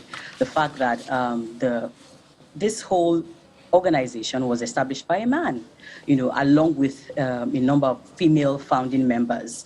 It was a gentleman, Chichi Okonjo, who settled down, just looked at the issues that his wife as a career woman were, she was trying to grapple with, and he sat down with fellow, women who are doing well in their respective careers around the kitchen table, and they sat down and thought, okay, what can we do? What are the active things that we can do as opposed to just paying lip service to these issues, that we can do in the environment, So, of course, naturally, it starts small and, with a few patrons, and it has evolved over the years, Of course, all the usual challenges with establishing an organization, especially one for social good, all those issues are there, but we evolved in those 2 decades. Okay, you've talked about some of the things that have been achieved over the years, and a number of people want to find out that as well, because to many, WimBiz, plenty of money with plenty of women with plenty of money. Let me just go there, join them, grab a pie or two, and then move on. What are some of the challenges that you would say WimBiz has been able to surmount over the years, and how? Yes. Okay, I'm going to answer that question using and going into the various streams and the initiatives and outreaches that this platform has created over the years. There's so many. We've got the WIM Cap to support women to raise capital for their businesses. We've got WIM Board, which is focused on just increasing the women representation in boards across the various sectors. And I'm going to answer that question on the challenges, and I'm also going to blend that with some of the achievements. So WIM Board in particular, I know that Fumi has a major passion for that one. I know she might want to answer that. Fumi, you want to take that? I'll come to her. Okay. I'll come to her, but I want to hear you for a bit. We're working on her pictures as well. Go ahead. Okay, so we've got issues with just young girls making connection with opportunities in their environment, opportunities with just getting some kind of mentorship. So we have programs like the Big Sister program, which helps to connect women who are high flyers with young girls in secondary schools. In fact, we had a huge campaign across Abuja. We had in Bonny, we had in Lagos, just talking to children, talking about financial literacy. We're talking about peer pressure, just handling yourself and having career goals for yourself and just dreaming big. So those are some of the programs. I personally am I would call a beneficiary of the mentoring program. The mentoring program helps to connect young, growing women with high flyers in various sectors, sometimes not even in the immediate sector. I mean, it's something that has impacted me and helped me to connect with business. At the time when I was starting my own business, I connected with opportunities. A lot of my clientele base came from that. And, so to speak to the challenges that you've mentioned, I mean, challenges come in different forms. Challenges that come with, running an organization like this, donor fatigue, because there's so much good to do in the world, and there's only so much in terms of resources. So when you say about, talk about money, women that have money, let me join them. Yes, I mean, there's always more that we can do when we get more resources. So we don't have all the resources in the world. We're looking to do even more good. Yeah, so I hope I've answered your question. Well, for now, I'm Yes. going to let the rest slide. But let me bring in for me, just as you said earlier. Okay. You may want to speak to some of the issues that Ayo has raised, but I'm interested in asking you, for me, about some of those policies that you think were crucial that WimBiz had to challenge, had to take up on.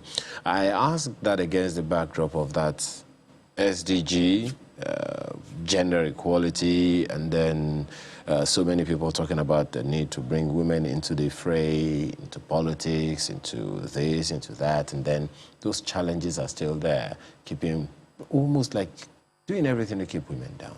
Meanwhile, now a good number of the top banks have women as their MDs or chairmen and all of that. So what are some of those challenges for women advancement that you think women has helped to champion for me? Yes, for WimBiz, we started a WimBoard program, and we started this in 2012, and this was initiated by the fact that we invited His Royal Highness Sanusi Lamido Sanusi to give a talk on, and he gave a talk on female representation, and he realized that few women being on board affected the banking sector, and he introduced with the partnership of the Bankers Committee by ensuring that 30% of women should be on board and 40% should be on management. And so far, presently in 2021, WimBiz has 78 women executives training presently, and this has affected the products. I believe so far it has increased and helped women understand how to manage themselves when they get into those certain positions. And in 2021 alone, we have 8 female CEOs. And coming from 2012 to date, WimBiz has played a very active role in this great achievement.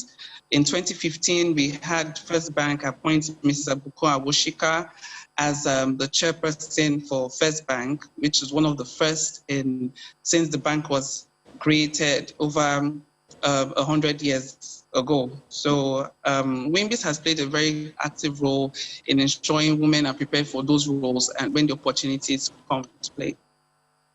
And what would you, perhaps speaking to the issues I raised with Ayo earlier, what are some of those challenges that you would say are peculiar to women that have been addressed by WimBiz? Oh, yes. I think the fact that the kind of area in skills we need to have in ensuring that when opportunity arises, we are prepared for the role in leadership skills, emotional intelligence, and certain things that affect our daily lives, managing our time as women, growth, gender issues, the opportunities, the issues women face every day in the workplace, balancing the home and their career growth, basically. Interesting. Well, Ayo, we have talked about these challenges and all, and this conference is a yearly one? Yes. What are the, you wanted to talk to me about some of the things, some of the highlights of this conference. What are some of those highlights to look forward to? All right, so this particular year is a special one, as you know. We have about roughly 10 days of activities ahead of the main conference, the main 2-day conference. So we've got the Legends Ball happening later today. We have got the Arts and Fashion Exhibition that is going to be happening to bring young artists, young fashion entrepreneurs to showcase their work, give them an opportunity to showcase their work.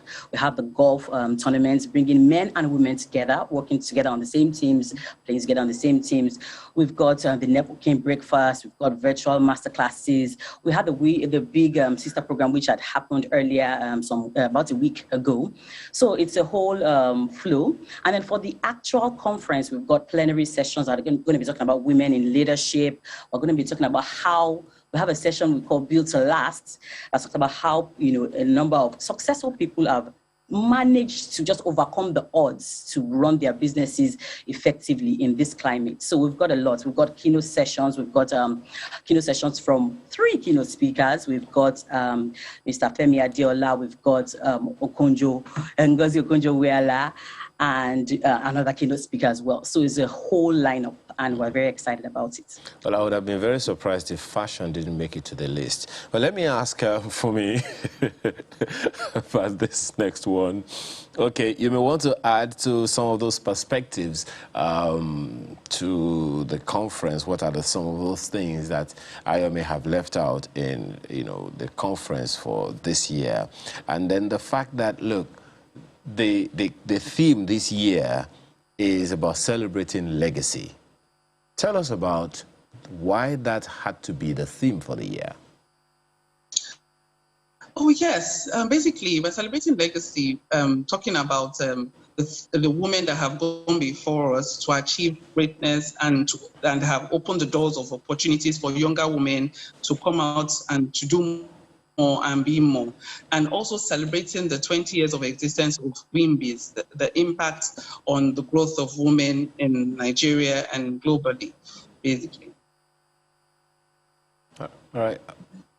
That's it? Just celebrating women? I was thinking that maybe there are some things that people are going to take away from the conference.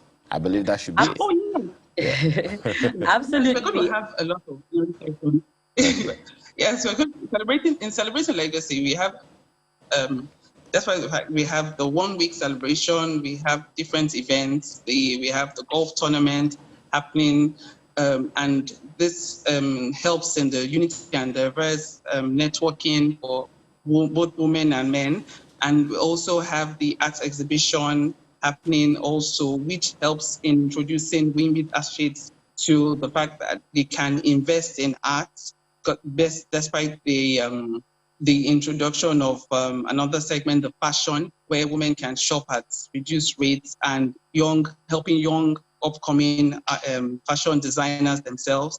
We also have the plenary sessions, and we have great speakers like Julia Gillard, the former Prime Minister of Australia. We also have Bola Adeola. We have plenary sessions on building to last, how I got this far. There are different, there are going to be a lot of things. I would encourage a lot of people to register for the virtual, because the hybrid event this year, we have the virtual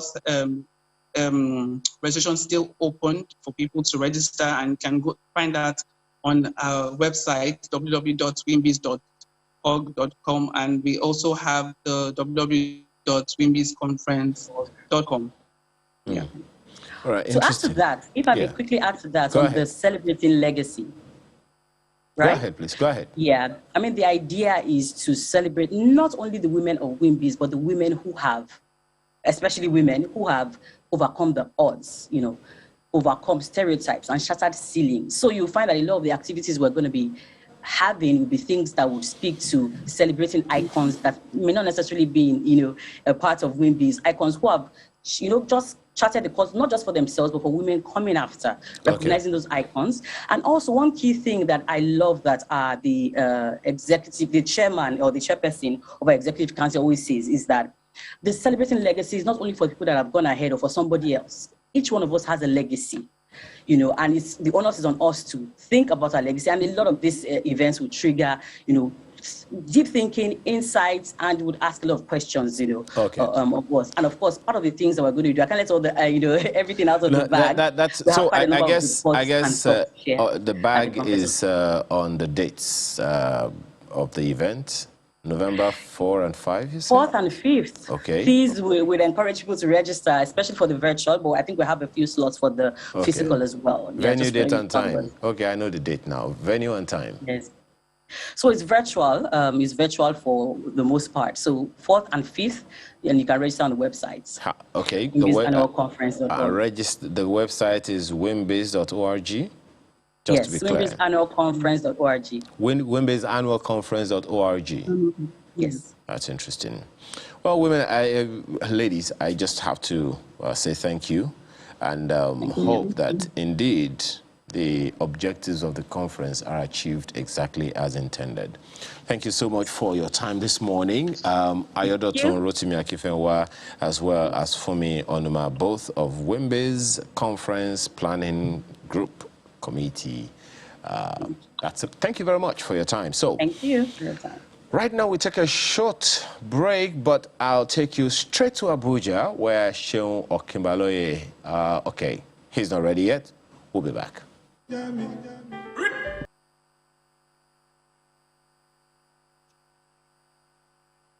Bringing you more information about the convention going on, but that is as soon as we have that information, we'll bring it to you. But in the meantime, let's talk about diving.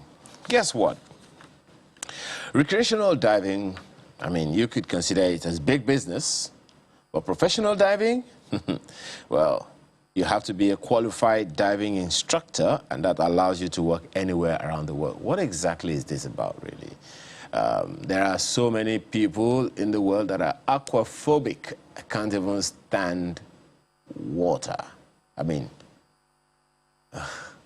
okay, let me not get into that yet. Maybe I'll be convinced by the Chief Inspector of Diving, Mr. Julius Uguala, this morning as he joins us in this conversation. Thanks for joining us today. Well, there are many people that are aquaphobic. Let's begin from there. Many people are afraid of water. So how do you convince anyone to go jump into something that they're afraid of? Let's start from there. Good morning. Thank you, and it's a great opportunity to discuss about diving. Diving is like every other profession, and though the risk is high, but if properly managed, it's also productive, and it can actually serve very important part of our economy. So, diving per se is moving from this planet where we are here, this atmosphere, to another atmosphere, specifically subsea, to perform a given task. It might be bricklaying, it might be tailoring, it might be welding. Slow down. So I'm going to go where? To another, what did you call it now? Planet? That's why it sounds like to me. Atmosphere. Another atmosphere. Yeah, atmosphere. Underwater. Yeah. So underwater. There is above sea level, there is space, and then there is underwater space. Is that what you're saying? Yes. For instance, where you are standing presently now is one atmosphere. Anything below that is another atmosphere. If you move 33 feet towards the sky, it's another atmosphere. So every 33 feet is another atmosphere. So if you jump from where you are standing there into water, you've exposed yourself to another atmosphere. Basically, that is diving, and it has its own implication and all the way. I assure you, I'm not going to jump into water. I assure you of that. At least not yet, not until you convince me. You talked about going underwater to sew, to do bricklaying. I don't understand. Please educate me. What exactly is professional diving? Okay, diving is a procedure, a method of leaving this atmosphere to a given atmosphere. Let me use 30-meter subsea, which I'm using the British language, 30-meter subsea. Okay. You move from this atmosphere to that atmosphere, and a given task is there for you to perform. I will use your borehole in your house, as an illustration so we can understand it. If you drill a borehole in your house, you pipe the borehole all the way to your tank. Then from your tank, you pipe it all the way to your bedroom, your toilet, and use the domestic, use it in your house and all the rest. So in the oil and gas, you drill a well which contains crude and all the rest. You pipe it all the way to the tanker, which is your tank, and we store it there for a period of time. pump it out to another vessel, which is exportation, and off we go out of the country. So that is how exploration is taking place. So divers are there to look after the pipe that drive the oil from the well to the tank. Some of them have corrosion, you have to weld them. Some of them you have to put valve. Some of them you have to coat them. You have to paint them. Everything about them. Some of them have leakage. You have to stop the leakage. It's like when you call a plumber to come and stop a leakage in your bathroom and all the rest.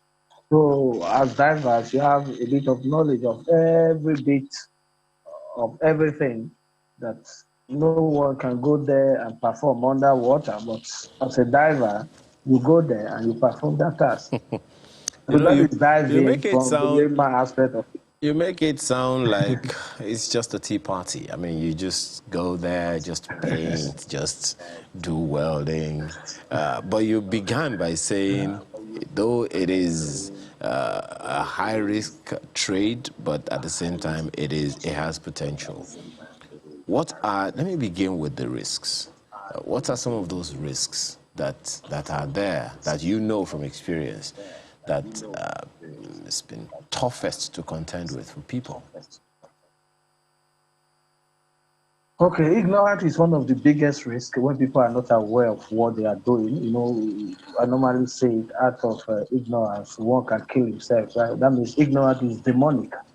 You understand? Not being aware of a particular incident. For instance, let me use an example. We have industrial gas, the one we use for cooking and all the rest. Somebody will just go in there and pick that cylinder, connect it to a tube, start breathing from it to perform a task because it thinks it's a breathing medium like air, because we also use similar language called gas and air. So it will just go to industrial shop, pick one of that, and use it underwater. And that is deadly, you know, and out of it, we've recorded accidents, you know, of individuals that engage in such thing and they kill themselves. You know, that is one of it. So diving is actually a risky task, and according to OGP 411, the oil and gas code of practice, it said if diving is to be performed, individual risk, including company risk, a country risk, need to be accounted for to ensure a successful diving. And this is the area I come in from as the chief diving inspector, to look after diving issues, to ensure companies, individuals comply to the safety aspect of it, to ensure that diving is carried out safely, to those individuals performing the task to end up, you know, finishing, running up the task and go back to their families safely. You know, companies also have their own responsibility, but somehow business at times drive over safety. So there should be another high that, okay, oh, stop, let's look at it this way and all the rest. So that is basically my job and also the governing body. So it's a high risk job that, if everything is put into control, is as simple as anything. This is my 26 years in the business, and I've never had any accident and all that. But there are record of accidents there, and if you look at it and boil down to human factors, and you know, not procedures, you know, not following the proper procedures and all the rest, you know, breaking of rules and all the rest, which is applicable to any expertise Okay. all over the world. A quick one, because I have quite a number of questions to ask you. How lucrative is diving? Diving is a very lucrative business, but somehow in this part of the world, this is Nigeria, we tend to focus more on degrees and all the rest, which is not a bad thing. But I can tell you, divers earn more than degree holders in this country and all the rest, because it's a specialized skill. and the market is out there because they are few. They are few. So as economic, made us understand when demand is high, then what happened? You understand? You understand it yourself. So the demand is high, out there, and people are not aware of it and all that. So it's just moving between friends, neighbors, brothers, and all the rest. So how we advise that we see how we start, teaching it in our schools, seminars and all the rest. Then we can actually be ready to take over the oil and gas. Let me give you an example of a kind of keg of bomb we are sitting on. For instance, if the expatriate today decide to pull out their service from Nigeria, we don't have the manpower to cover the diving demand in Nigeria, and that can affect the oil and gas sector, which is our mainstay. So we play a vital role in the country as Nigeria, but today it's still somehow unrecognized. But this is how bad it is. The recent breakout of COVID was a clear example. We have to start calling ourselves to see how we put in ourselves.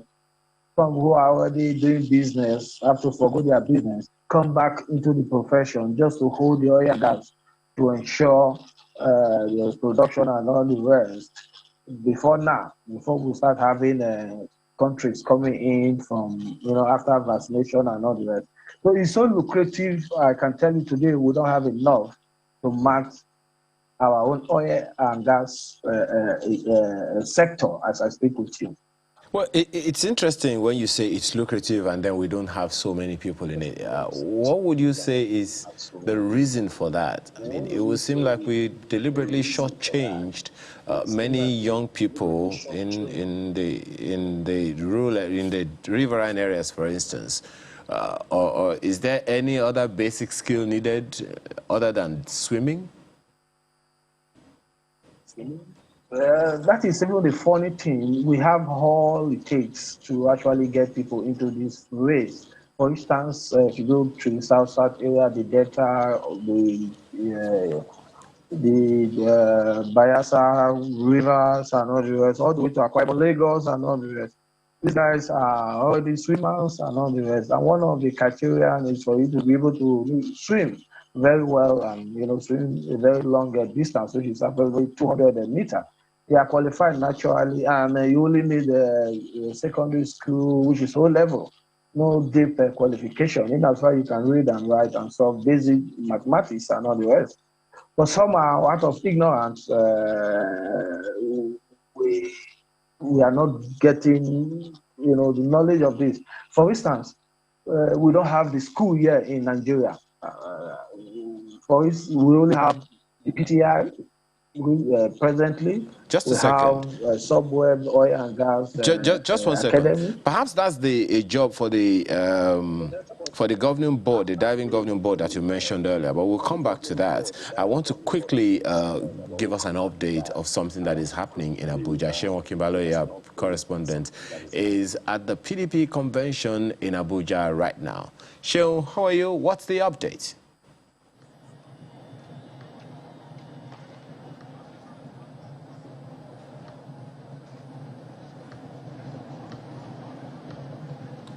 Hello, Sheon, can you hear me? All right, thank you so much.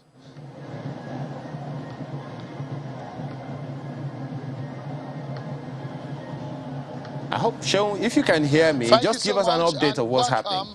To the Eagle Square, the venue of the PDP National Convention 2021. And so this is what it looks like at the moment here at the Eagle Square, where members and delegates of the People's Democratic Party will converge, or were converging now for their national convention. This is perhaps the largest gathering of the political party coming together as one to elect their officials.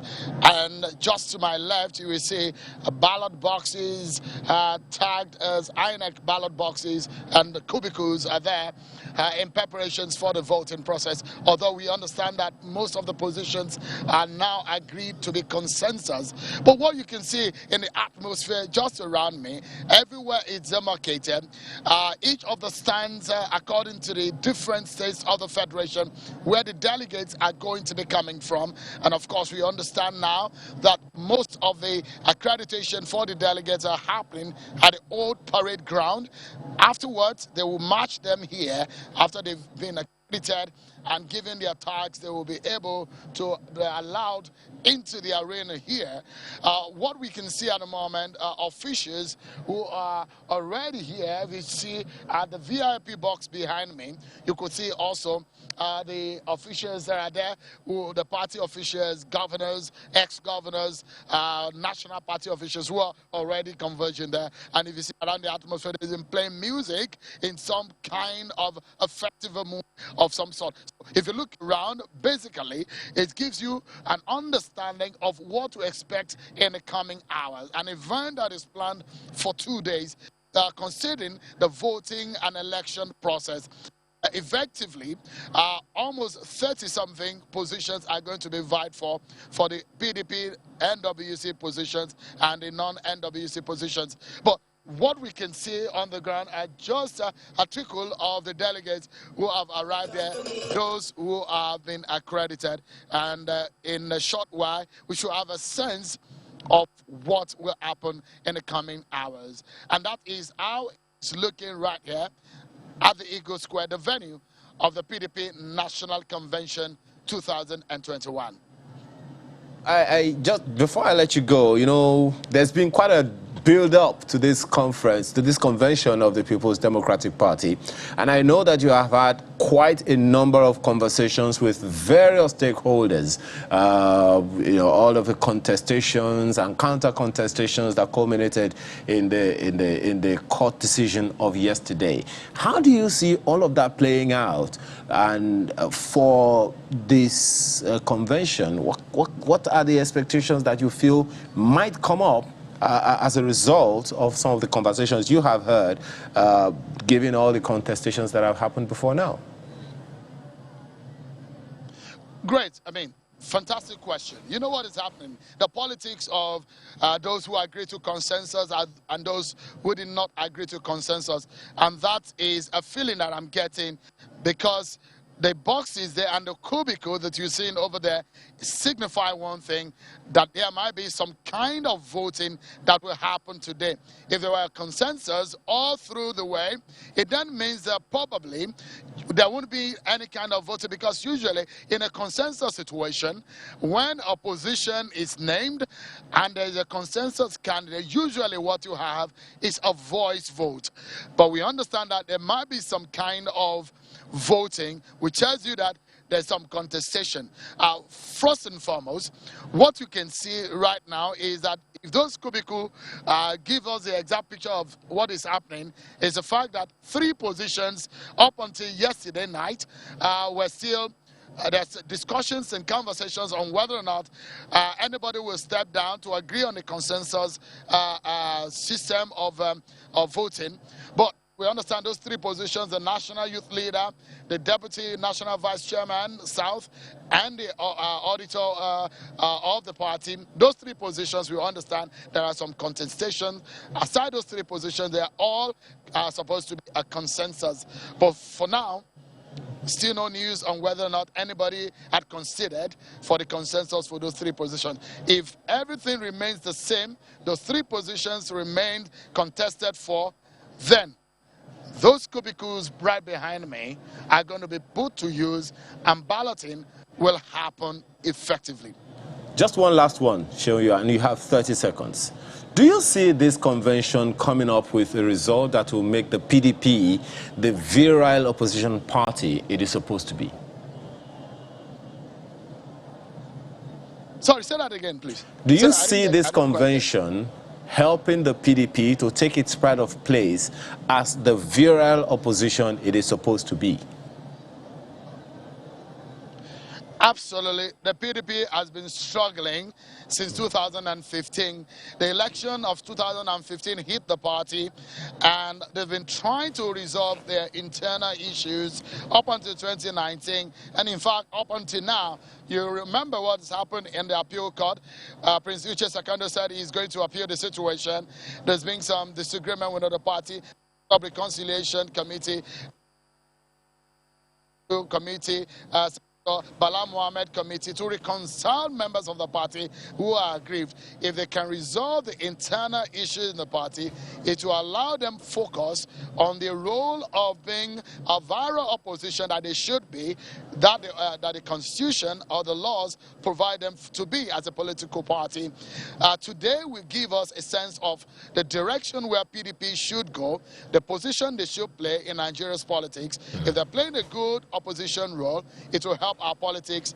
Eventually, we'll see a better polity. That's my feeling of what today's election will look like and what it portends for perhaps, they call them, perhaps the biggest political party in sub-Saharan Africa. And that, I think, will be the expectation of many Nigerians right now. Thank you very much, Seun Okinbaloye, for the update you have given us, and all the best today.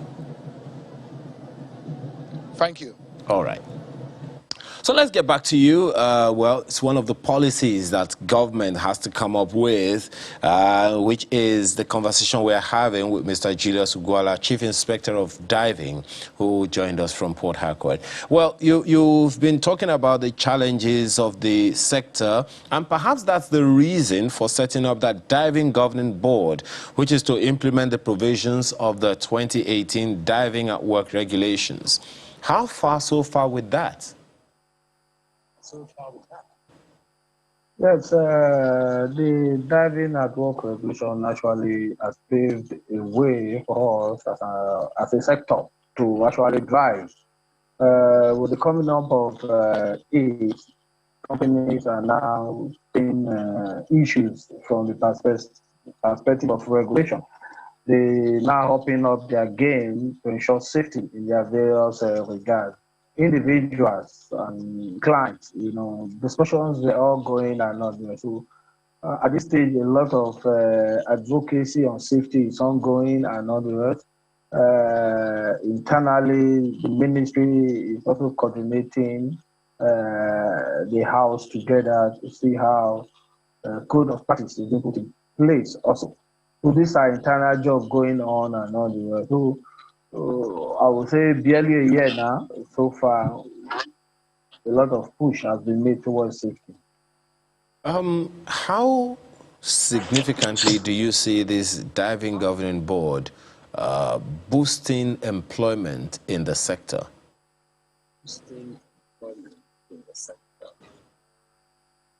Yes, there are a lot of avenues to boost employment in the sector. For instance, the administrative aspect of it is a very huge one.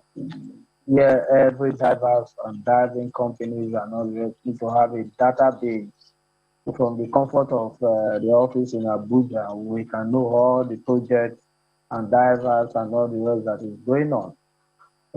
With this form of registration, individuals will register to be able to perform diving job in Nigeria. And companies will also register to be able to operate in Nigeria. This will create some kind of revenue to the ministry. Then individuals will manage all this process to ensure that compliance takes place. At the tail end, it's a big sector that will drive the economy and will definitely reduce unemployment if looked into deeply. Well, I'm going to ask, I don't know how to put this, but let me just ask it the way it's come to my mind. Is it a regulated sector? I ask because, one, as you said, it's principally oil and gas sector. Secondly, it is high risk and consequently highly technical. So one would expect that there is a lot of regulation around it. So getting into it can't just be as easy as getting a driver license. So how regulated is the sector and how easy is it to get in? Yes, it's a highly regulated sector. As mentioned before now, the Nigerian Regulation 2018 was also now in effect, 2018. Before now, the other regulations are the UK, the South Africa, and all the rest. Quite really raging on that, using technology, but it's high time we start looking at the Nigerian regulation, which we are making clear to all operating in Nigerian territorial water. So, if there is regulation into their practice and not the so it's a highly regulated sector. If you want to come into diving, it's as easy as any other. In as far you follow the basic rule, the basic requirements, like being able to swim, being able to do, have your whole level of little mathematics and all the rest, physics and all the rest, then you can come in. But while you are in, it's a sector that is regulated and you need to follow all the rules and regulations if you want to dive safely. Failure to do that, then you should expect otherwise. Very, very, very, very touchy issue that you raised there. Is it only in the oil and gas that people operate? I ask that because, of course, I'm in broadcasting and consequently in the media, and I see that you're using, some of the images that we've just shown now of divers, just to tell people the kind of industry we are talking about. They used cameras. And so is it only oil and gas, or is this something that movie makers can also take advantage of? No, it's not really the oil and gas. That is why I said there's a lot to exploit when it comes to the diving sector. We are just discussing the operational aspect of it. The recreational aspect of it is still there.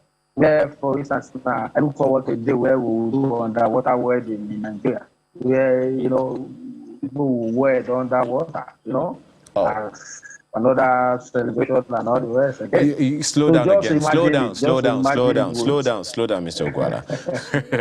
Come on, man. Come on. Live underwater, wed underwater. What are you talking about? Say that again. I want to hear it better. Yeah, underwater wedding. Yeah, Really? underwater wedding. Where we do. I want to see that even in my generation, I will be able to conduct the first underwater wedding in Nigeria. Where we wed a female with their religion and all the go under with the pastors and their guests and wed there. Really? So that is another recreational aspect of it.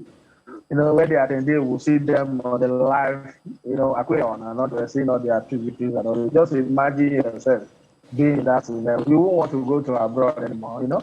I don't want to imagine myself there, please. Come are you saying there's going to be Owambe underwater again as well? Is that going to be a hall underwater? Yeah,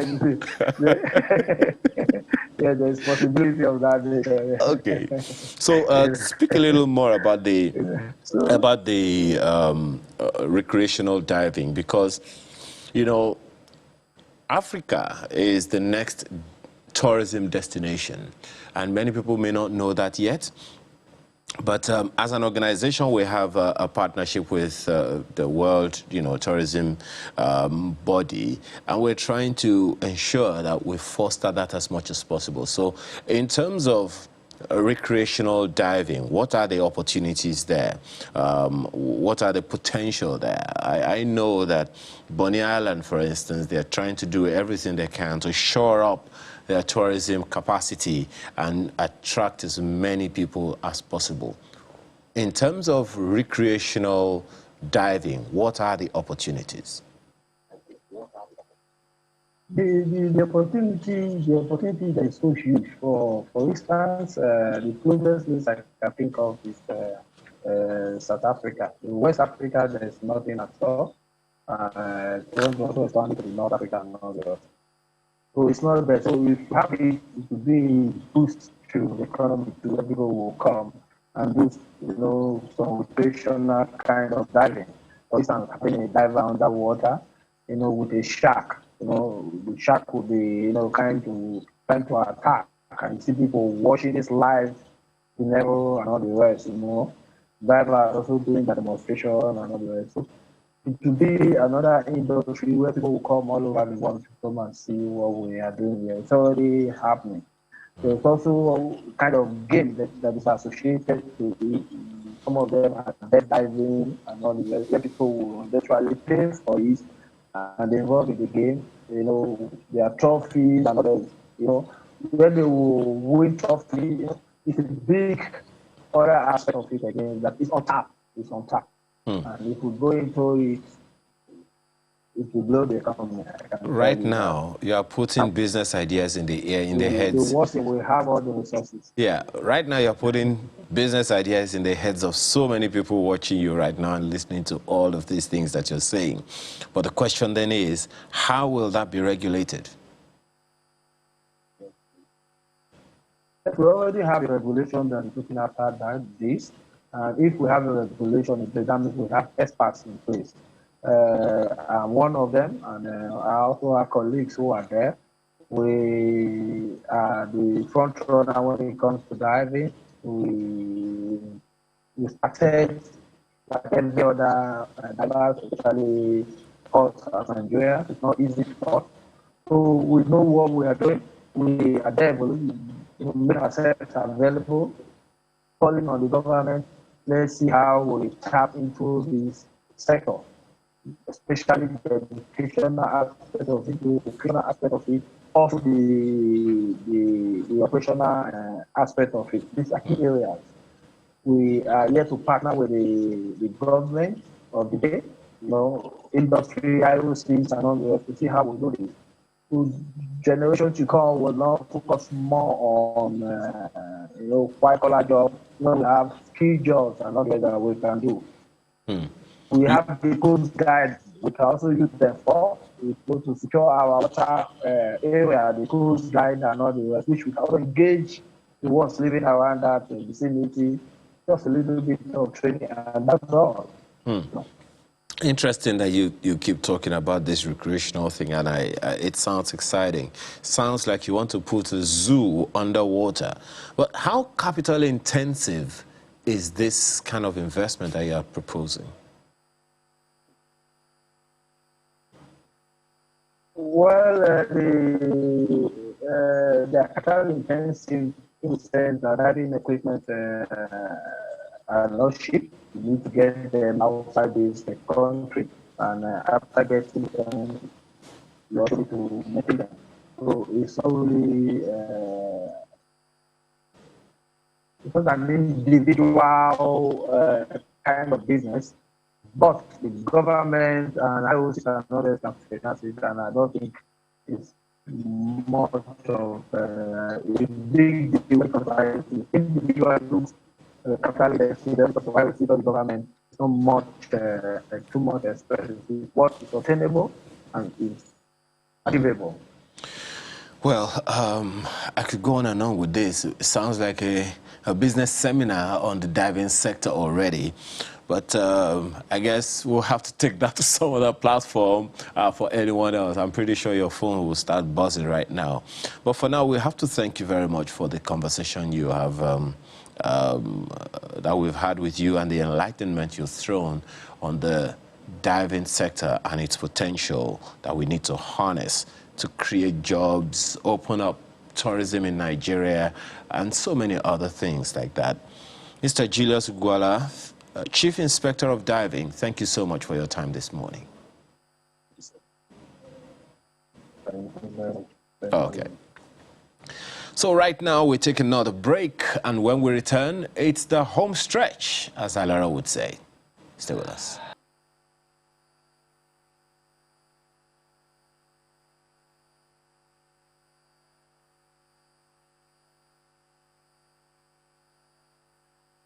Okay, that's the next thing right now. The artist of the week is Steve Ikechukwu Onyema, popularly known as Ike. Yeah, he is a reality TV star, and he contested at the 2019 Season 4 edition of Big Brother Naija show. Well, the reality TV program launched his career, his musical career, with the release of a single titled Foreign. We'll have him back in a bit. Just a thing or two to mention about him. He is a Nigerian model come reality TV star, television personality, and social media influencer.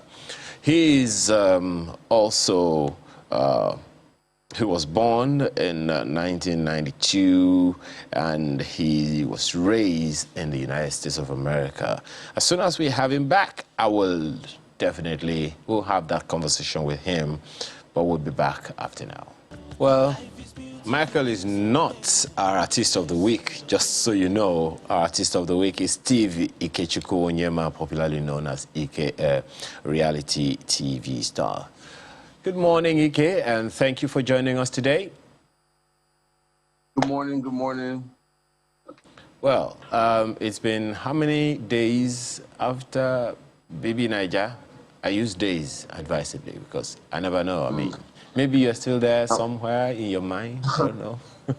No. I mean, every season, I feel like I'm in the house again. You know what I mean? I'm so excited for every new season. But it's been about 2 years now since Pepperdam season when I was in Big Brother. Yeah, I know. But then you're never gonna be not anymore. That's always gonna be a part of how people got to know you. But tell us a little about your BB Niger experience. I've not had to ask you before, so. Okay. The experience was amazing. You know, it was definitely one of a kind. I feel like Big Brother just opened the doors for me to do a lot of different things here in Nigeria. And, you know, the experience was something I never really expected. It was very unexpected, but amazing. That's the best way I can describe it. Okay. One of the things that I have observed on the sidelines is that it's a house that kind of reveals you to yourself. How'd that play out for you? Definitely. You know, for me, I came to the house just to win some money, and I really found out, like you said, the house helps you to discover a lot of things about yourself and about your personality and about what you're willing to do, and you know, things like that. So I found it very interesting, and I definitely learned a lot about myself in the house. What was that one thing that you would say, I didn't know I had this in me, that you discovered in the house?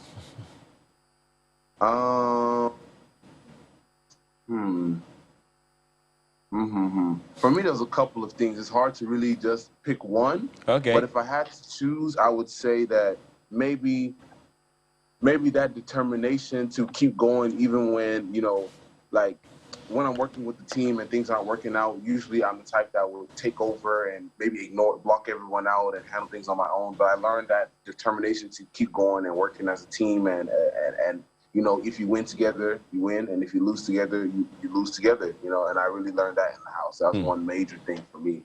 Well, I'd say this. I mean, working with a team that you've not had to work with before, that can be a challenge.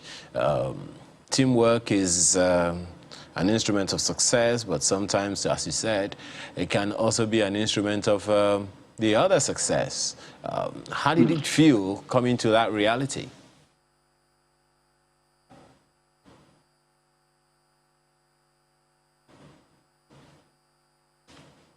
Are you still there, Ike? Still here. Can you hear me? Yeah, I can hear you. Go ahead. Sorry. Okay. I was getting a message. So okay. Basically, everything for me kind of came together when I left the house. While I was in the house, I looked at it like, oh, I've already won. You know, I'm already popular. You know, I'm gonna win this money. But as I went through the different games and the different tasks we had in the house, I realized it's not about winning tasks. It's not about winning, you know, challenges. It's about the audience getting to know you and love you.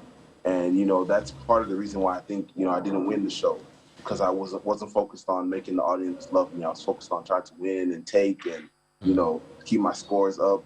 So when I came out the show and I realized, I looked at all the numbers and everything, you know, I'm a numbers person, and I really looked and analyzed that, you know, the show is about personality. It's not really about who can win this and who can win that. It's about your personality and how the Nigerian audience relates to you.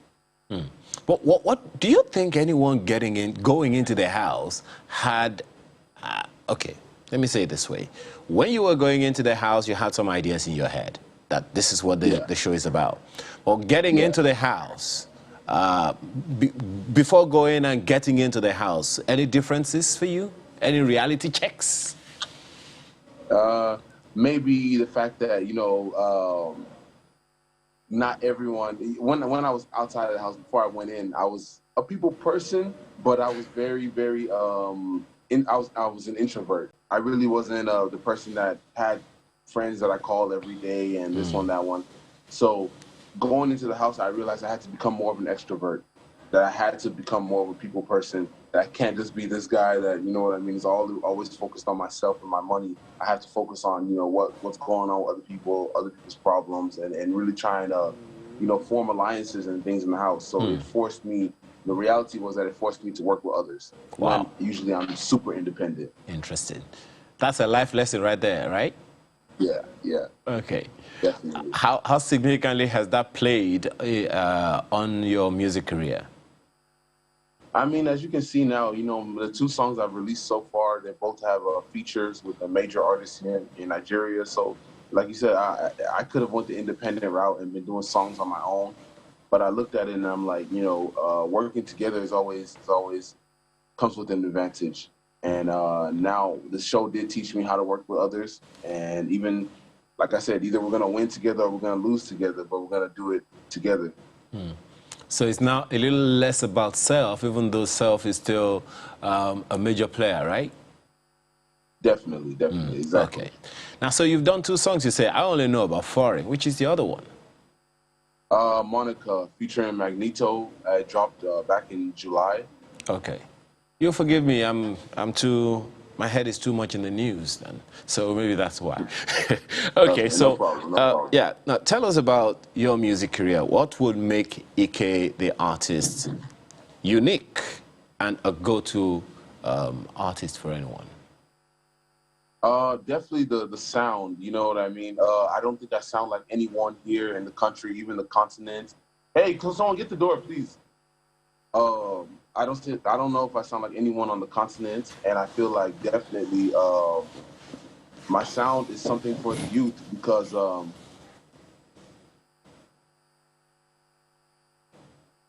you still there? Sorry, Yeah, too many yeah. people Go calling. ahead.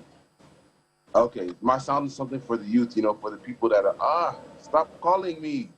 Stop calling me. Whoever it is, stop calling me, please. Maybe they just want to be sure it's you, so. Exactly.